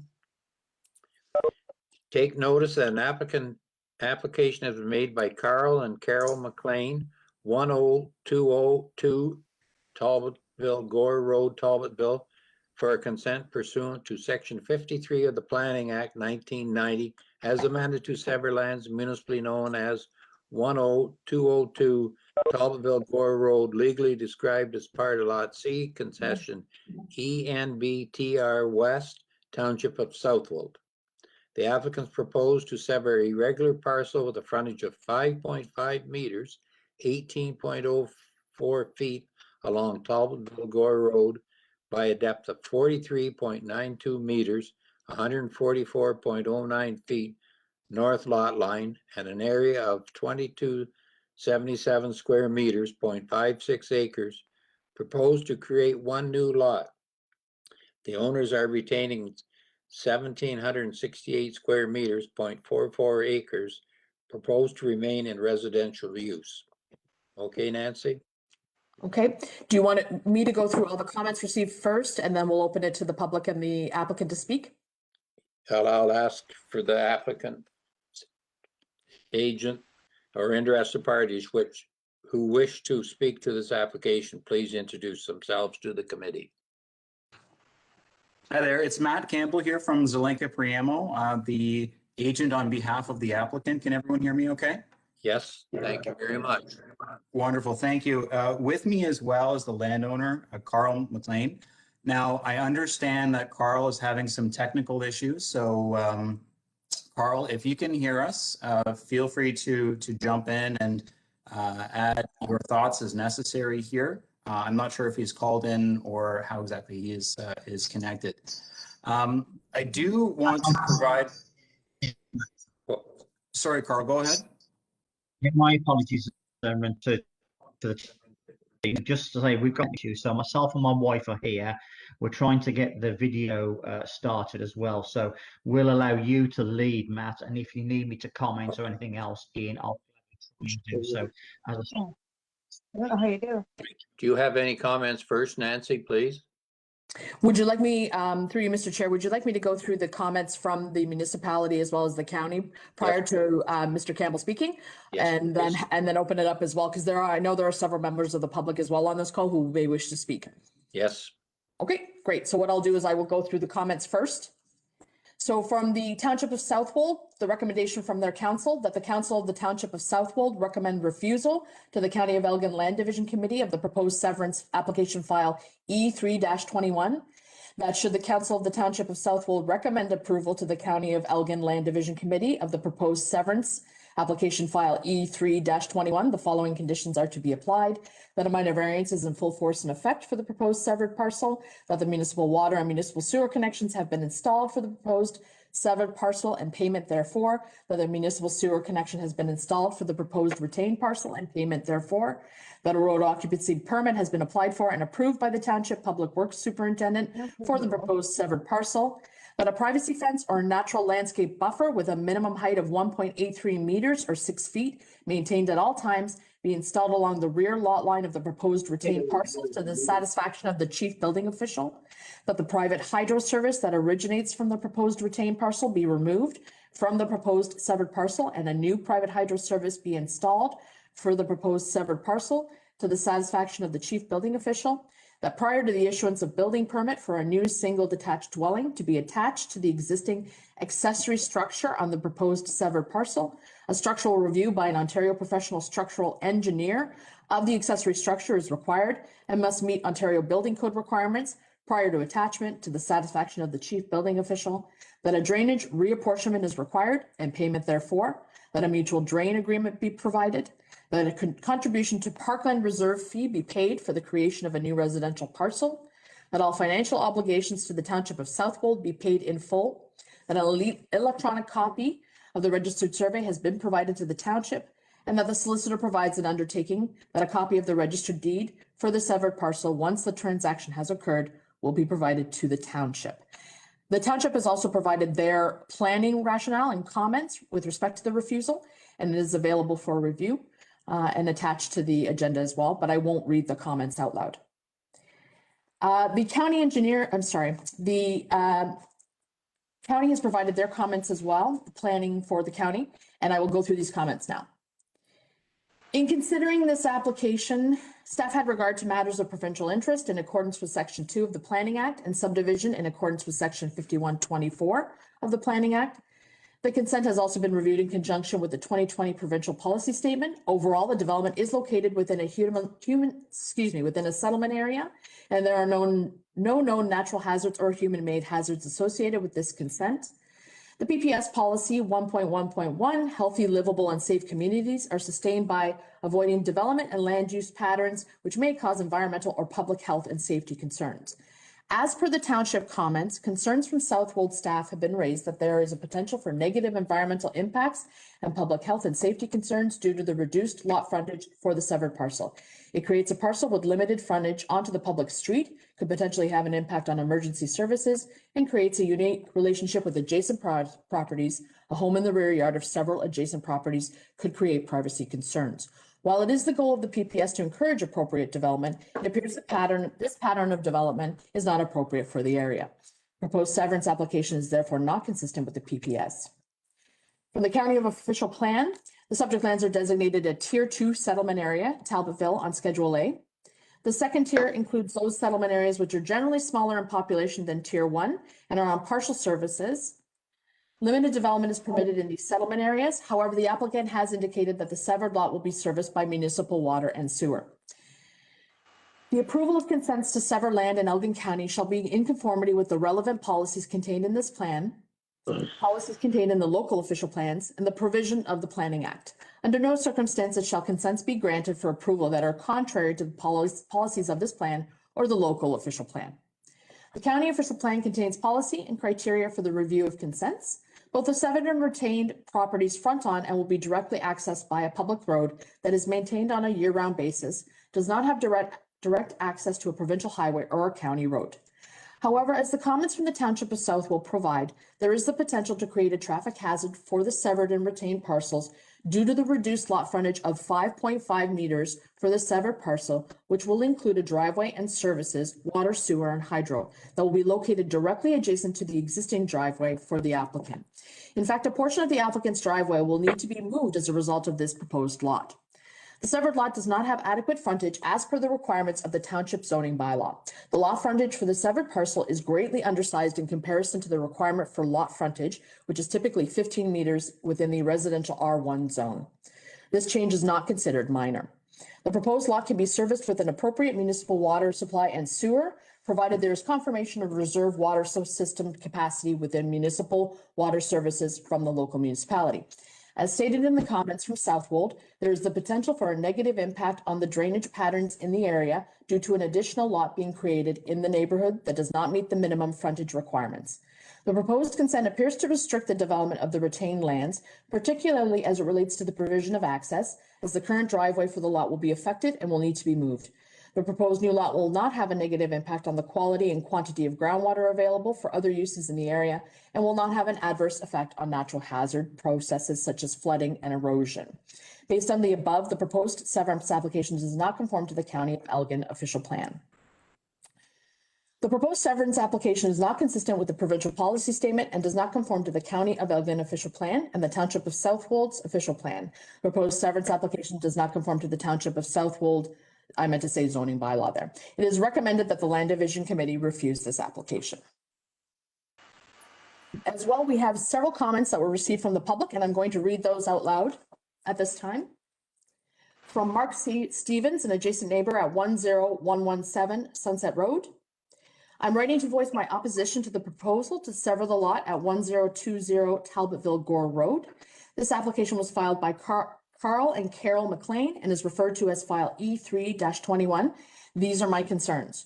Privacy. Any dwelling built on the proposed newly severed lot would invariably create an invasion of privacy upon at least 4 surrounding neighbors. This visual intrusion would provide views into the windows of abutting homes, overviews of gardens, and other outside private family areas. Aesthetic. New development should be compatible with and should respect the established physical character of the neighborhood. A newly built house crammed into Carl and Carol's backyard would be incongruent with the established built form and character of the neighborhood and its concept of large private lots. It will erode the aesthetic of the streetscape. Property value. Such an eyesore is certain to decrease the property value of the surrounding houses. We, the neighbors, purchased in this neighborhood to enjoy the qualities of spaciousness and privacy. We pay substantial annual property taxes for the enjoyment of these qualities and are entitled to protection from a reduction in zoning standards. Conclusion. In conclusion, there was a severance completed last year at 10207 Sunset Road, after which a new house was built upon the severed lot, which is now 10312 Talbotville Gore Road. We, the neighbors, didn't raise any concerns regarding that severance because it made sense spatially and geographically. One house faces Sunset Road and the other faces Talbotville Gore Road. In contrast, this newly proposed severance application makes no sense whatsoever. Who would want a house built in their backyard to the dissatisfaction and detriment to their neighbors? We all have large lots in the neighborhood. Shall we all sever our lots and build houses in our backyards? Is this in keeping with the vision for Southwold Township? I would certainly hope not. Please consider my formal opposition to this severance application. We'll move on to the next comments from Peter and Doris Greengrass. We are writing today in regards to the land severance application. We would like to voice our opposition to this severance for the following reasons. Drainage. There is a low area at the south side of the lot that collects water on a regular basis. This area was a pond at one time before the houses were built in the area and gets very boggy during the winter thaw and spring rainy season. Any additional grading for a new lot may result in flood condition that would negatively affect our septic bed and perhaps cause seasonal flooding. Privacy and aesthetics. Having a house, likely 2-story due to the size and shape of lot, right behind us will ruin our privacy. It will also ruin the character of the area that currently consists of larger country lots with privacy and make it like every other city neighborhood. We chose to move here from such a neighborhood 3 years ago for the nice large lot and current privacy. Property values. If the severance is allowed to go forward, we and other neighbors feel it will negatively impact our property values. We think the owner's plan is to sever the lot, build a house on it, sell it, and then sell the remaining house and move from the area, leaving this neighborhood completely behind to cash in on the current real estate market. This should not be allowed as it will ruin the quality of the surrounding area. We pay substantial property taxes to keep the quality and privacy that we currently enjoy. In addition to our opposition of this application, we are a bit confused with the absence of the 20 by 40 structure that was erected a couple of years ago, not being on the key map provided as part of this proposal. It seemed this garage outbuilding would hinder the access to the lot by the city and emergency personnel. Our specific questions are, is this structure part of the retained portion, severed lot, or is it to be removed? Can this be clarified by council, please? In conclusion, for the reasons listed above, we are opposed to the application. There was also some comments provided from Len McFadden and Paula Frazier at 10216 Talbotville Gore Road. The revised severance that Carl is proposing doesn't change our previous objections to it. The revised severance doesn't show the 25 by 40 garage that is on the property. Another issue that hasn't been mentioned before is that the drain line from Carl's sump that runs from the back of his house to the municipal drain at the back of his property. He probably plans to put his drain water into the sewer line. These are our main objections. Fire truck access and our emergency vehicles would be a major problem, invades privacy of the 3 neighbors, us majorly, decreases property values of neighboring homes, violates the neighborhood concept of large private lots. The application submitted was non-concurrent and intended to deceive the committee as pictures did not reveal a 25 by 40 foot shop built on the proposed access route. The existing driveway and the new proposed driveway will have to be a shared driveway, would set a dangerous precedent as to lot severances and aesthetically ugly. All in all, we are very upset by this proposal. And the final comments received were from Trudy Skindiesel. A summary of most of my concerns are as follows. It completely destroys the integrity, original concept of all surrounding backyards by placing a house overlooking them. The proposal creates privacy concerns to not only my own backyard, but at least 3 others, creating direct views, especially of 2-story, into what is now considered a tranquil private green space. It has taken over 50 years to create the green space that myself and my neighbors cherish. We do not want to live in a subdivision. The lots were conceived so that everyone would have space and privacy. Nowhere between Highway 4 and Gore Road or a house in the middle of everyone's backyard. This will be an eyesore to the established aesthetic of our lots. I'm very concerned with the planning building in regards to drainage, i.e. septic and sump wells. As it is now, the water table is very high in our backyards, and I will need professional assessment assurance that any house built, if somehow approved, will not negatively affect my backyard in any way. In conclusion, I'm at a total loss why someone would want to take a beautiful piece of property, rural setting, and basically treat it as if this was a subdivision. Also, I'm very concerned with that kind of precedent this will create for future owners in our area. This is Trudy. She lives. So those were all the comments received as part of this application. Written comments. Okay. Okay, comments from any of the members first?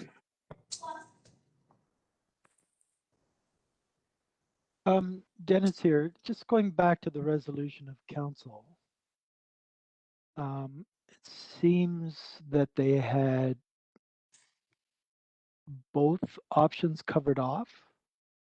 If we go back to the, the application, is this the official, I'm looking for the actual resolution of council. I'm going back from the office of the clerk in their letter to you. And it had both if the township refused it and if the township accepted it.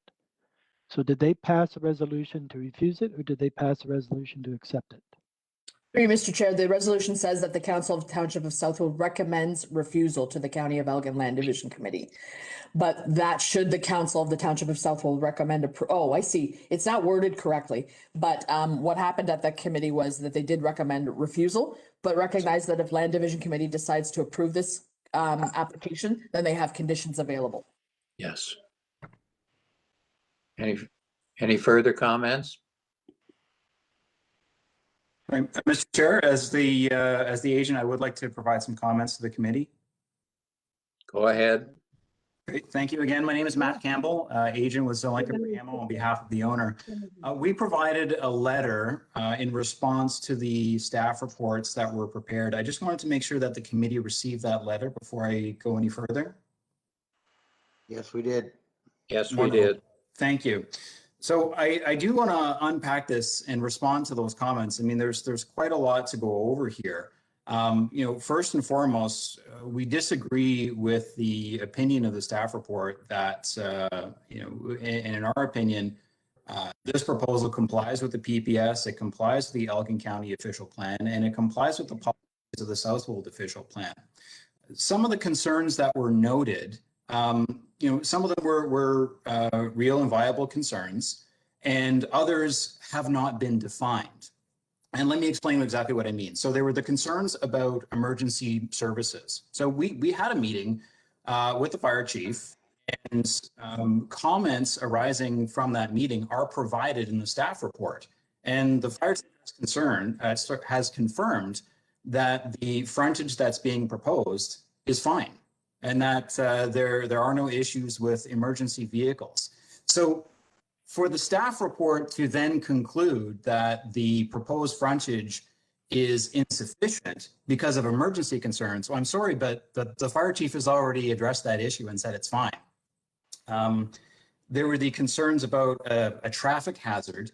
I'm not sure exactly what that would materially be on the site. As we provided in our letter, driveways next to each other, this happens all the time. No traffic study was requested, no opinion from a traffic engineer, and we maintain that this is going to be a safe access. The concern regarding drainage, this is one that it's quite common. And typically through the consent process, the committee has the ability to put conditions on that would address stormwater management and grading. And as part of any development proposal, I would expect that such plans would need to be provided to the building department to demonstrate adequate servicing, drainage, and stormwater management.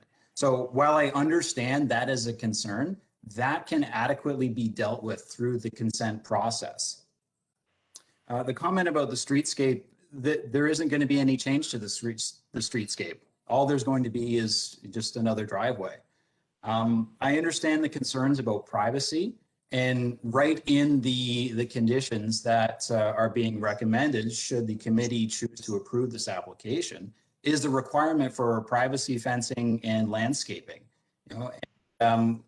We can work with a landscape architect to ensure that adequate landscaping would be implemented as part of any site development agreement that the municipality may require us to go through, to ensure that there would not be direct line of sight between the severed lands and abutting lands. Items such as cedar hedging, columnar oaks, that's quite effective in landscape screening. There's the comment about the fact that this is a smaller lot. We're not proposing anything that would be approved in the zoning bylaw. The variance that is requested is for frontage. It's not for lot area. While I recognize the proposed severed lot is smaller than the majority of the surrounding lots, it is consistent with what is permitted in the zoning bylaw for this area. Going back to the staff reports, it's interesting that there is the conclusion that the application doesn't comply with the PPS and the two official plans. But I'm failing to understand how we go from the proposal to not complying when there are no specific policies that are being relied on that demonstrates any inconsistency. And in our letter, we provided commentary on about the compatibility of the proposed severance. That is really where we can, that's kind of the gray area where there's interpretation. Now, when we're talking about compatibility, principally that deals with privacy issues and any undue adverse impacts on abutting lands. Now, I appreciate the neighbors may feel that there's privacy issues. Like I mentioned, those can be adequately addressed.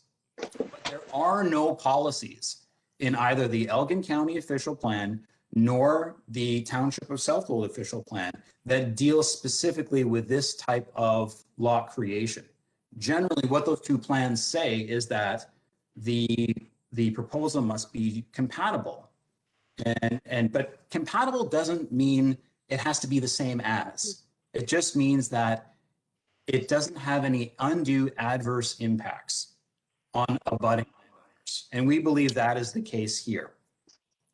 And if Carl can step in and confirm, I understand that he intends to live in that new house that he's constructing. So Carl, you may want to jump in and confirm that. Yes, can you hear me, Matt? Yes. Okay, yes, just for the neighbours and for the council and for the team on there, the purpose of this is not to, I think the comment of it, to make a buck, to cash in. The whole point of this is basically that what we plan to do, because we are embracing what Talbotville means to us, we want to bring our family or our daughter into this. So what will happen, instead of this being, let's say, a granny flat, this will be a home for me and my wife, which we will move into the back, and then our daughter or family would have the front. So this is not to cash in. And also as well, a comment when people saying, oh, it's a two-story building at the back. We haven't even got to that stage or planning stage. And if it would be, if it's for us, it would not be a 2-story building. It would be a bungalow type of area that we would live in. And also as well for privacy at the back, if you look at the image in front of you, you will see to the rear and to the back left, there are all trees in there, which gives you privacy, which when I walk and cut the grass at the back, you can't see into the corresponding houses in there. So that's just a comment on that for the council and for everybody. Thank you. Great. Thanks very much, Carl. And I just wanted to add for the committee's benefit, we have reviewed the conditions that Nancy read out. We are in agreement with those conditions and we're not looking to amend any of those. And we would certainly encourage the committee to approve the application as it's presented. If there's any questions for either myself or Carl, we'd be more than happy to answer them. Thank you. Are there any comments from the members of the committee? I'll deal with that first. On the application. Mr. Chairman, Dennis here. I'm just trying to understand the zoning bylaw of the township requiring a minimum lot frontage. And according to their bylaw, they require a 15-meter lot frontage. And that has not been addressed by the township. So that is still in effect. The township has not decreased it for this property, have they? Through you, Mr. Chair, no, there's been no application for minor variance or rezoning in order to rectify the frontage deficiency. So Nancy, sorry, I'd just like to jump in and correct that. Yes, we have applied for the minor variance. The township has deferred hearing that application until a decision from Land Division Committee. My apologies. However, it at this time has not been corrected, correct? That's right. That is correct. I believe as a condition that is being proposed for this severance, it is a condition that a minor variance or rezoning be in force and effect prior to final approval and lot creation. Right. Mr. Chair, comments? I'd like to hear the comments, first of all, from members of the committee, and then we'll go back to you, Mr. Campbell. Any Mr. other Chair, members? Mr. Chair, the issue of the 5 meters is addressed, I think, in the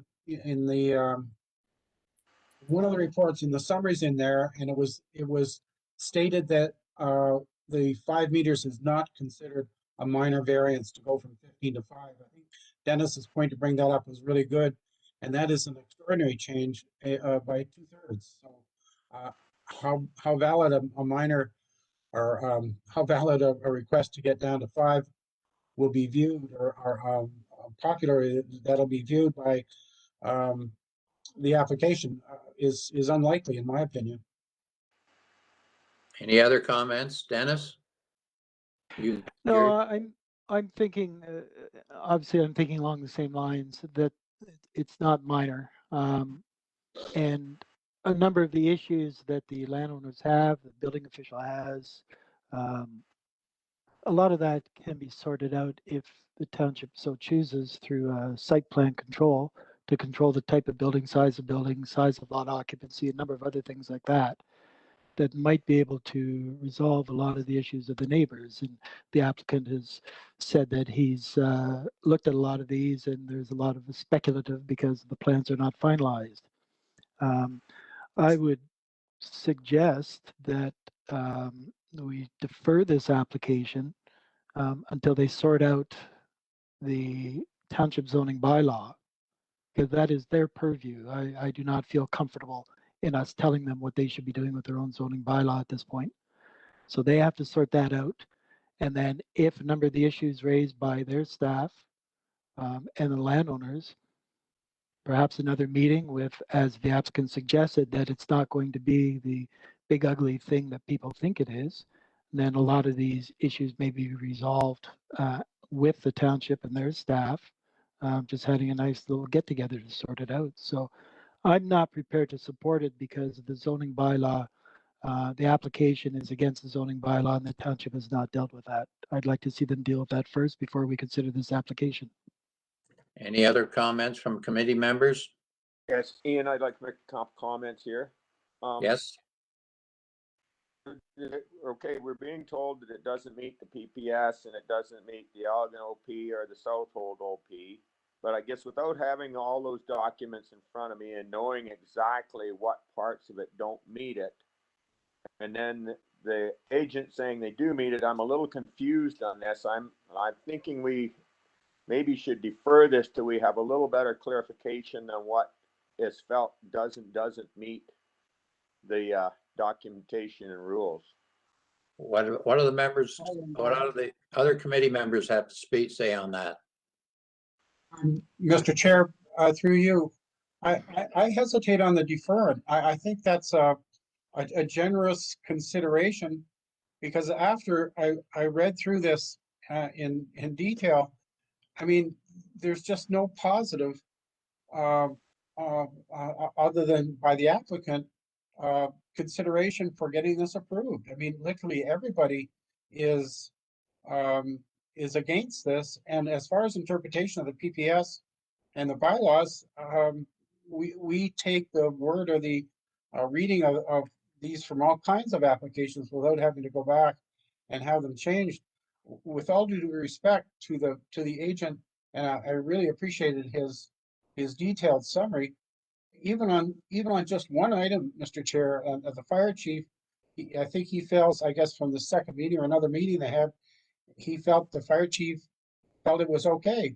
Well, from all the material I read in the application and on the agenda review, I was left with the impression the fire chief doesn't like this at all. So I can't see approval, and I don't know whether deferral is not just holding things off unnecessarily. I can't see supporting it at all.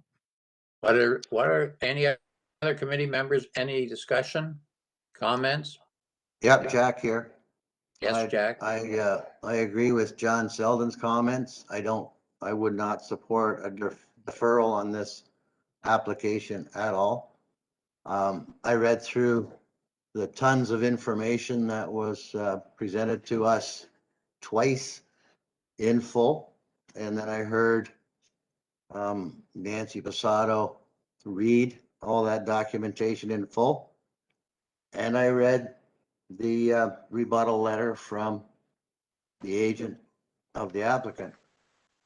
And if you want to cut right to the chase, I feel that all we have here is a difference of opinion, where it's noted in the Zelenka Premier Limited report 4 times that it is their opinion, or that they disagree with the county's comment. So it boils down to a difference of opinion. We've got the township that does not approve this application for their reasons and their interpretation of the policy statement and official plans. We've got the county or the township planner in her report not in approval of this application. We've got the county staff with their reasons for not approving this. And we've got people in the neighborhood that are dead set against it. So all we have is the applicant and the agent for, and all the others against this application or approval of this application. So I would not support a deferral at all. I think we have more than enough information to make a decision today. Any other comments? And then I'll ask for a motion. Ian, really quick, I think there are people also on the call from the public who may wish to speak. Okay, well, I'd like to have the motion on the floor first, or is that not right? Motion for deferral or motion for? Whatever the members wish. Mr. Chairman, Dennis here. Mr. Chairman, for the reasons that I think the applicant has an opportunity to address the number of issues that have been raised. That's why I'm recommending deferral. So I'll make a motion that this application be deferred and that the landowner sit down with council to see if some of the issues raised today can be resolved.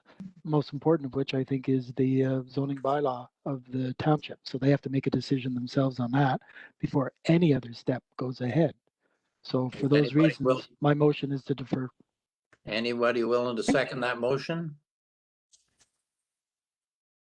I'll second that.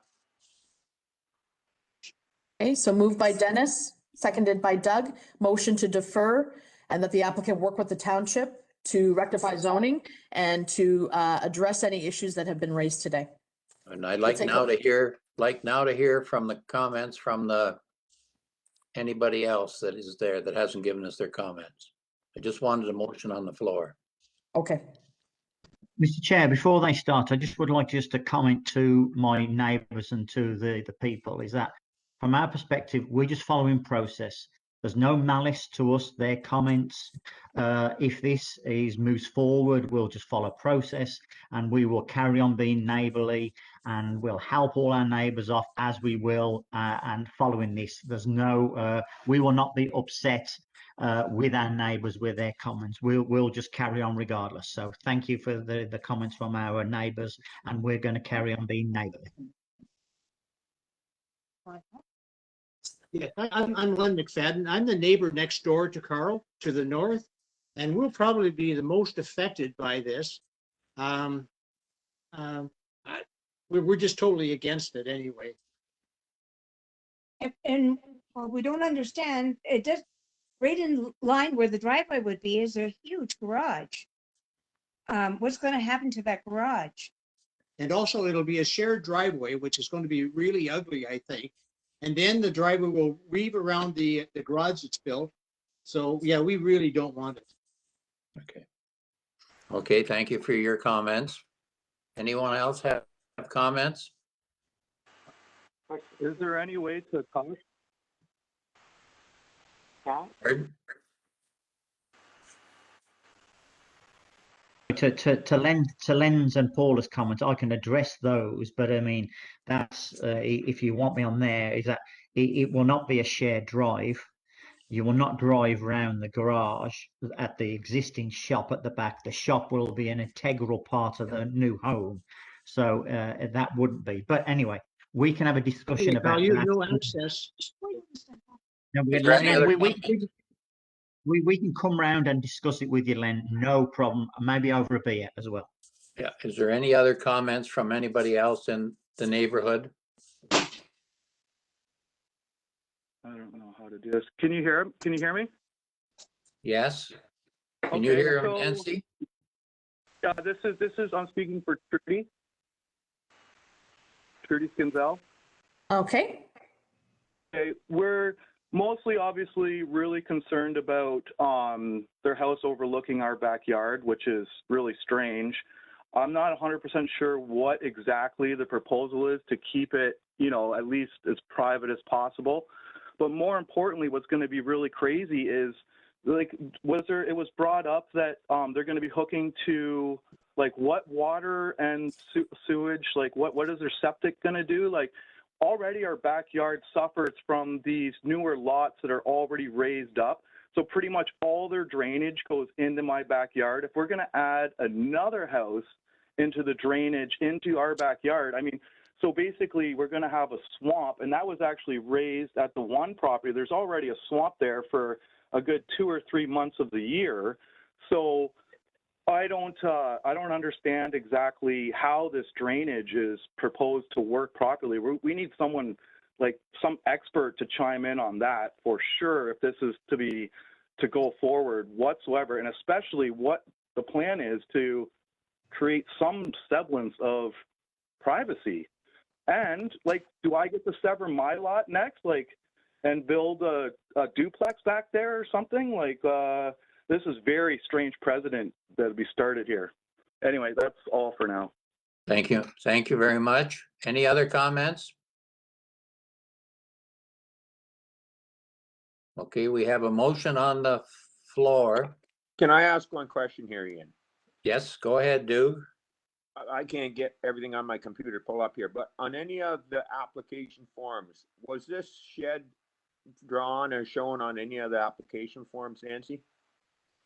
Through you, Mr. Chair, I don't have the application form in front of me. It would have been in the original package that we sent out, but I seem to recall that it was part of it. I believe Mr. it was. I think it was. I think it was shown. The problem is that when we do our mapping system, we have to use our mapping system online. And unfortunately that the layer for structures only gets updated every few years. So I think this particular structure was constructed in the last couple of years, so it wasn't caught. So it's not on the circulation that went out. However, it was on the, I believe, on the severance application.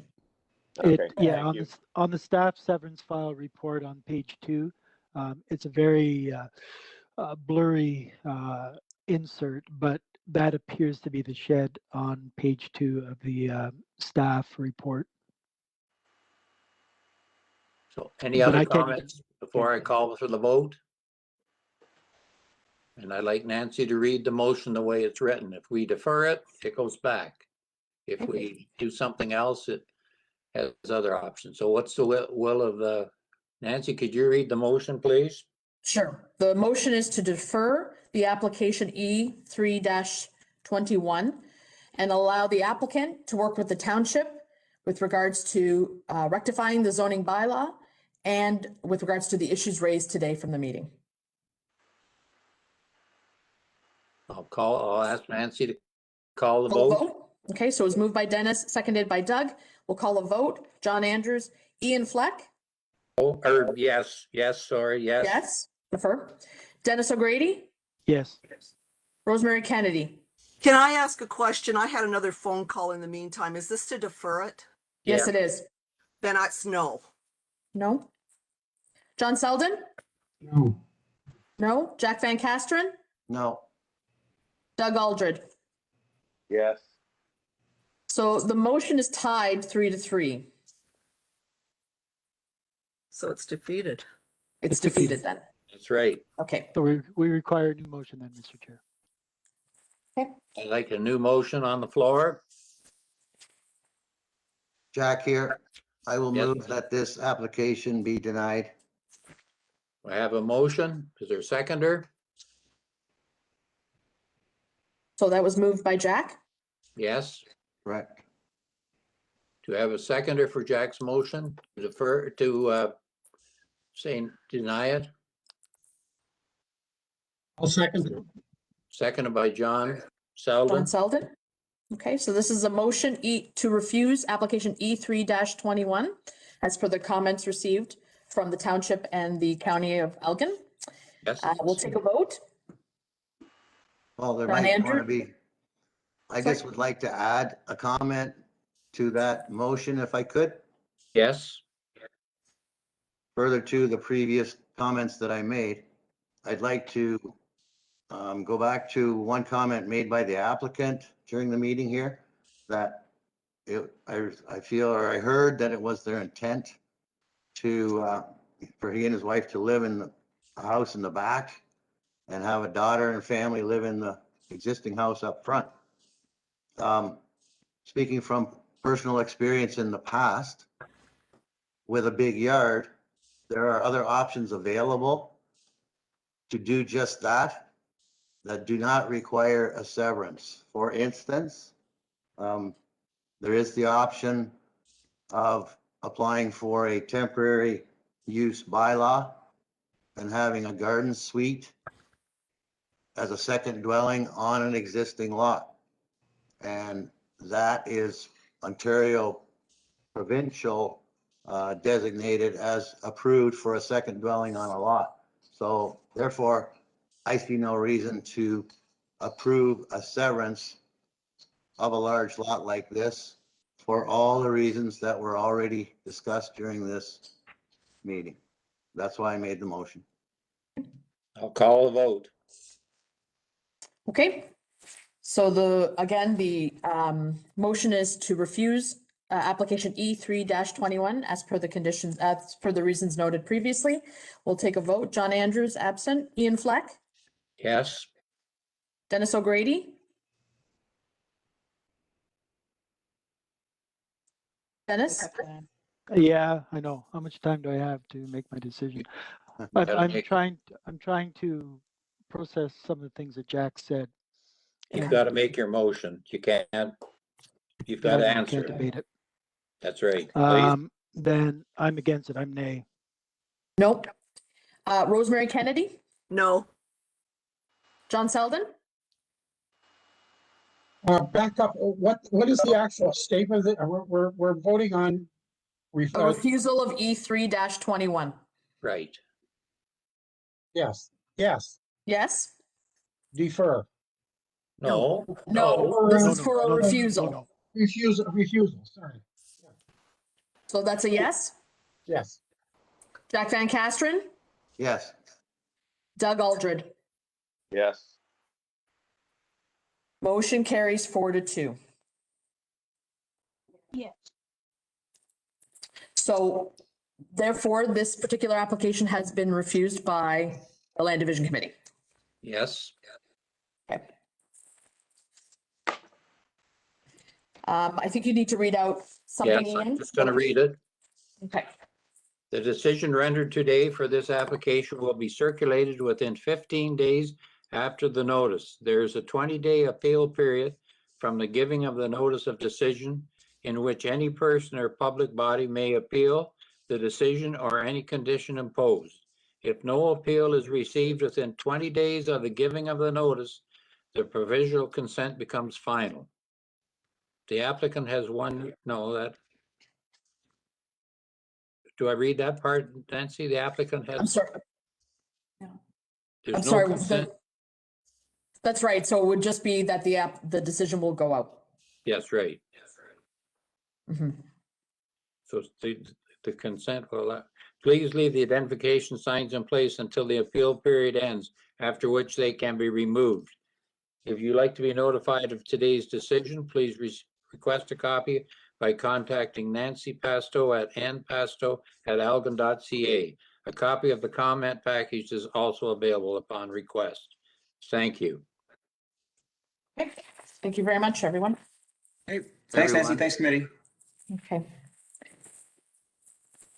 Oh, yes.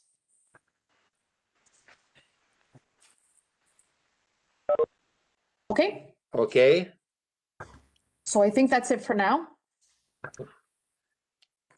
Nancy, I don't know if it's our role or not, but you can have a chat with your CAO about the conversation that we had here today. And I thought there's some good ideas. I thought Jack brought up some really good points there. That's fine. We want to know what's in their bylaw too, to do with retirement homes. Yeah. So it's going to be up to them to go and not for us to send the comment. Personally, I feel that way. True. I can speak to that again and share information that we did it 22 years ago. Yes. In Elmer was the first approved garden suite, if you will, and that was following the Ontario provincial guidelines to promote a second dwelling on a premises if it meets certain criteria. I'm only mentioning it because I know of an area in a build-up area where it's not allowed because the lot, but that is built, but some municipalities have put stipulations where they can and they can't. I don't know Absolutely. what's done. Absolutely. It's very restrictive. If it meets all the criteria, I know. and it passes that temporary use bylaw in the municipality, then it's approved. Yeah. Yeah, through you, Mr. Chair, as well. Because of the recent legislative changes, secondary dwelling units are permitted as of right in a lot of different zones in a lot of different areas. I know Southwold is working on their official plan right now, and I believe they're adding policy with respect to secondary dwelling units. So certainly that also will have its own set of criteria, but that is also the potential to add secondary dwelling units on property. And in fact, sometimes they are also permitted as separate actual buildings as opposed to having to be part of the home or in addition to the home. So there are options, I guess you could say, for any sort of secondary dwelling unit at this time. But Southwold will have its own set of criteria, like I mentioned. Yeah, the province is really promoting it because of the aging population and trying to keep people, at home as long as possible, but still have their privacy. So it's a good definitely interesting. We've got a number of them. We've got it, but they have to be moved. Yep. Yeah, we done Carl, that with with my parents, and it's an Yeah. Carl's agreement with the township as a temporary, as long as they need it, and then it's gone. Yep. Yep, absolutely. Like in our case, this temporary use bylaw had three main provisions. A, it was intended for one set of parents, and them only. Once they pass, then it's no longer valid. Two, all the services had to come off of the main dwelling, which is ours. It couldn't have its own sewer hookup, water hookup. All the services, hydro, had to come off of our dwelling. And three, it could not be placed on a permanent foundation, and it was for a set number of years. Yeah.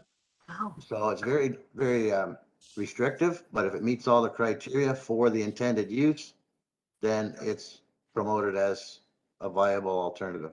I'd just like to thank the committee for the meeting today, and this was a difficult, and I understand it was a difficult situation, but we have to sometimes face those. But I wish everybody the best for the next month, and we'll see everybody hopefully in the county building for the next meeting.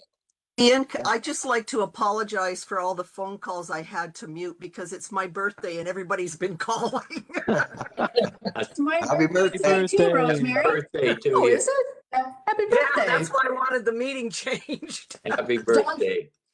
So It's Dawn's birthday too, so we'll look forward to seeing everybody at the next meeting. I'll happy make a birthday, motion for Rosemary. Happy adjournment. birthday, Rosemary. Thank I'm you. gonna sign out before you ask us all to sing, Rosemary. I'll make a motion for adjournment. I want you to sing to me, Jack. Goodbye. Goodbye. Adjourn. Motion to Bye. adjourn, Nancy. Bye. thank you, everyone.